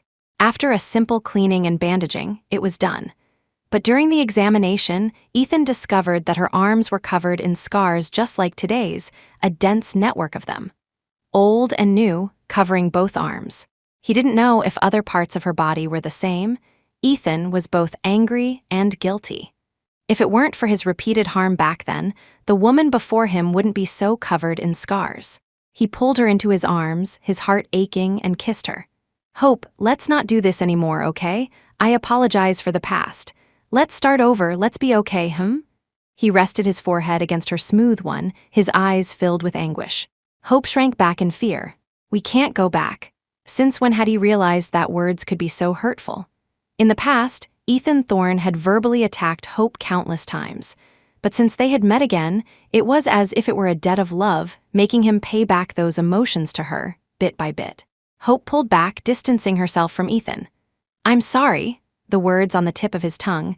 Ethan could only manage to say this one phrase, over and over.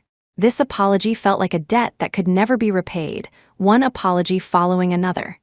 Indeed, what Hope had done for him in the past, he still couldn't repay. He would probably have to spend the rest of his life making it up to her. "Wife, I'm sorry. I apologize to you. Even if you don't forgive me now, I'm not in a hurry. I will do whatever it takes to make you happy, to make you accept me. I can wait for you, for a lifetime at most." Ethan pulled her back into his arms, holding her close. He had expected Hope to resist again, but this time she just remained silent, no longer pushing him away or struggling. This small gesture made his heart beat inexplicably faster. If he tried a little harder, would Hope be willing to accept him? They didn't say any more. Late at night, after Hope had fallen asleep, Ethan quietly lay down beside her. Holding the woman in his arms, he realized that losing and then finding something makes you understand what is most precious. Downstairs, Miles's car had been parked in the Thorne family's courtyard. All day, he wanted to go in but didn't. He just wanted to know Hope's attitude towards Ethan Thorne. But in the end, the bedroom light went on, and then it went out, so Hope had made her choice. Late at night, they were the ones celebrating over there. Here, he had nothing. The next day, when Hope opened her eyes, she saw an enlarged, handsome face in front of her. She was so startled, she couldn't help but shrink back. For so many years in the past, let alone Ethan sleeping with her for a whole night, he wouldn't even stay over. And it was even more impossible for them to be like a normal couple, seeing each other the moment they opened their eyes every day. "Good morning, wife." Ethan gave her a gentle smile. Sunlight streamed into the bedroom, making his smile seem as warm as a spring breeze. Hope pressed her lips together, silent. She was still not used to their current way of getting along. Sometimes, she even felt like she was dreaming. The life she had once longed for but could never have was now actually happening to her. Ethan felt the woman in his arms flinch, and a dull ache spread through his chest. Hope's aversion to him now was probably how she had felt when he had been the same way towards her back then. Ethan pulled the woman, who was trying to move away, closer to him. He said gently, "You'll have to get used to good mornings like this from now on, because you are my wife. From now on, every day will be like this for us. We'll be the first person the other sees when we open and close our eyes." Hope was silent, still not speaking. She hadn't said much to him these past few days, but the scale in her heart was constantly wavering. She admitted she still had a little bit of longing and hope for Ethan Thorne. Otherwise, her depression wouldn't still be uncured. Ethan saw her hesitation, but just the thought of them sleeping in the same bed now made his heart race with excitement. At the very least, Hope was willing to sleep with him now. She wasn't like before, where she would be afraid and resist even a single touch. Hope avoided his intense gaze and just got up. "I'm going to wash up first. I need to check on Annette." With that, she scurried away as if someone were chasing her. After washing up, Hope went to little Annette's room. The little girl had just woken up and was calling for her and Ethan. She hadn't had a chance to think about it properly before, but now, seeing her daughter only able to sit and not walk, she was extremely anxious, afraid that this would be with her for the rest of her life. After dressing little Annette, Hope suggested, "Annette, how about Mommy takes you to the garden to learn how to walk today?" Okay, little Annette answered sweetly. This wasn't the first time she had heard this. In the past, Ethan had always patiently taught her how to walk, but because her legs were weak, she didn't have much strength. Back then, due to Hope's physical condition, they could only save either the mother or the child. A decision had to be made before the child was born. Otherwise, when it came time to give birth, the mother might not be able to be saved. But he had always known Hope's temperament. She would definitely choose to save the child. That's why Ethan had tampered with the DNA test and then forcibly harmed Hope. After the child was taken out at 6 months, he had placed her in an incubator.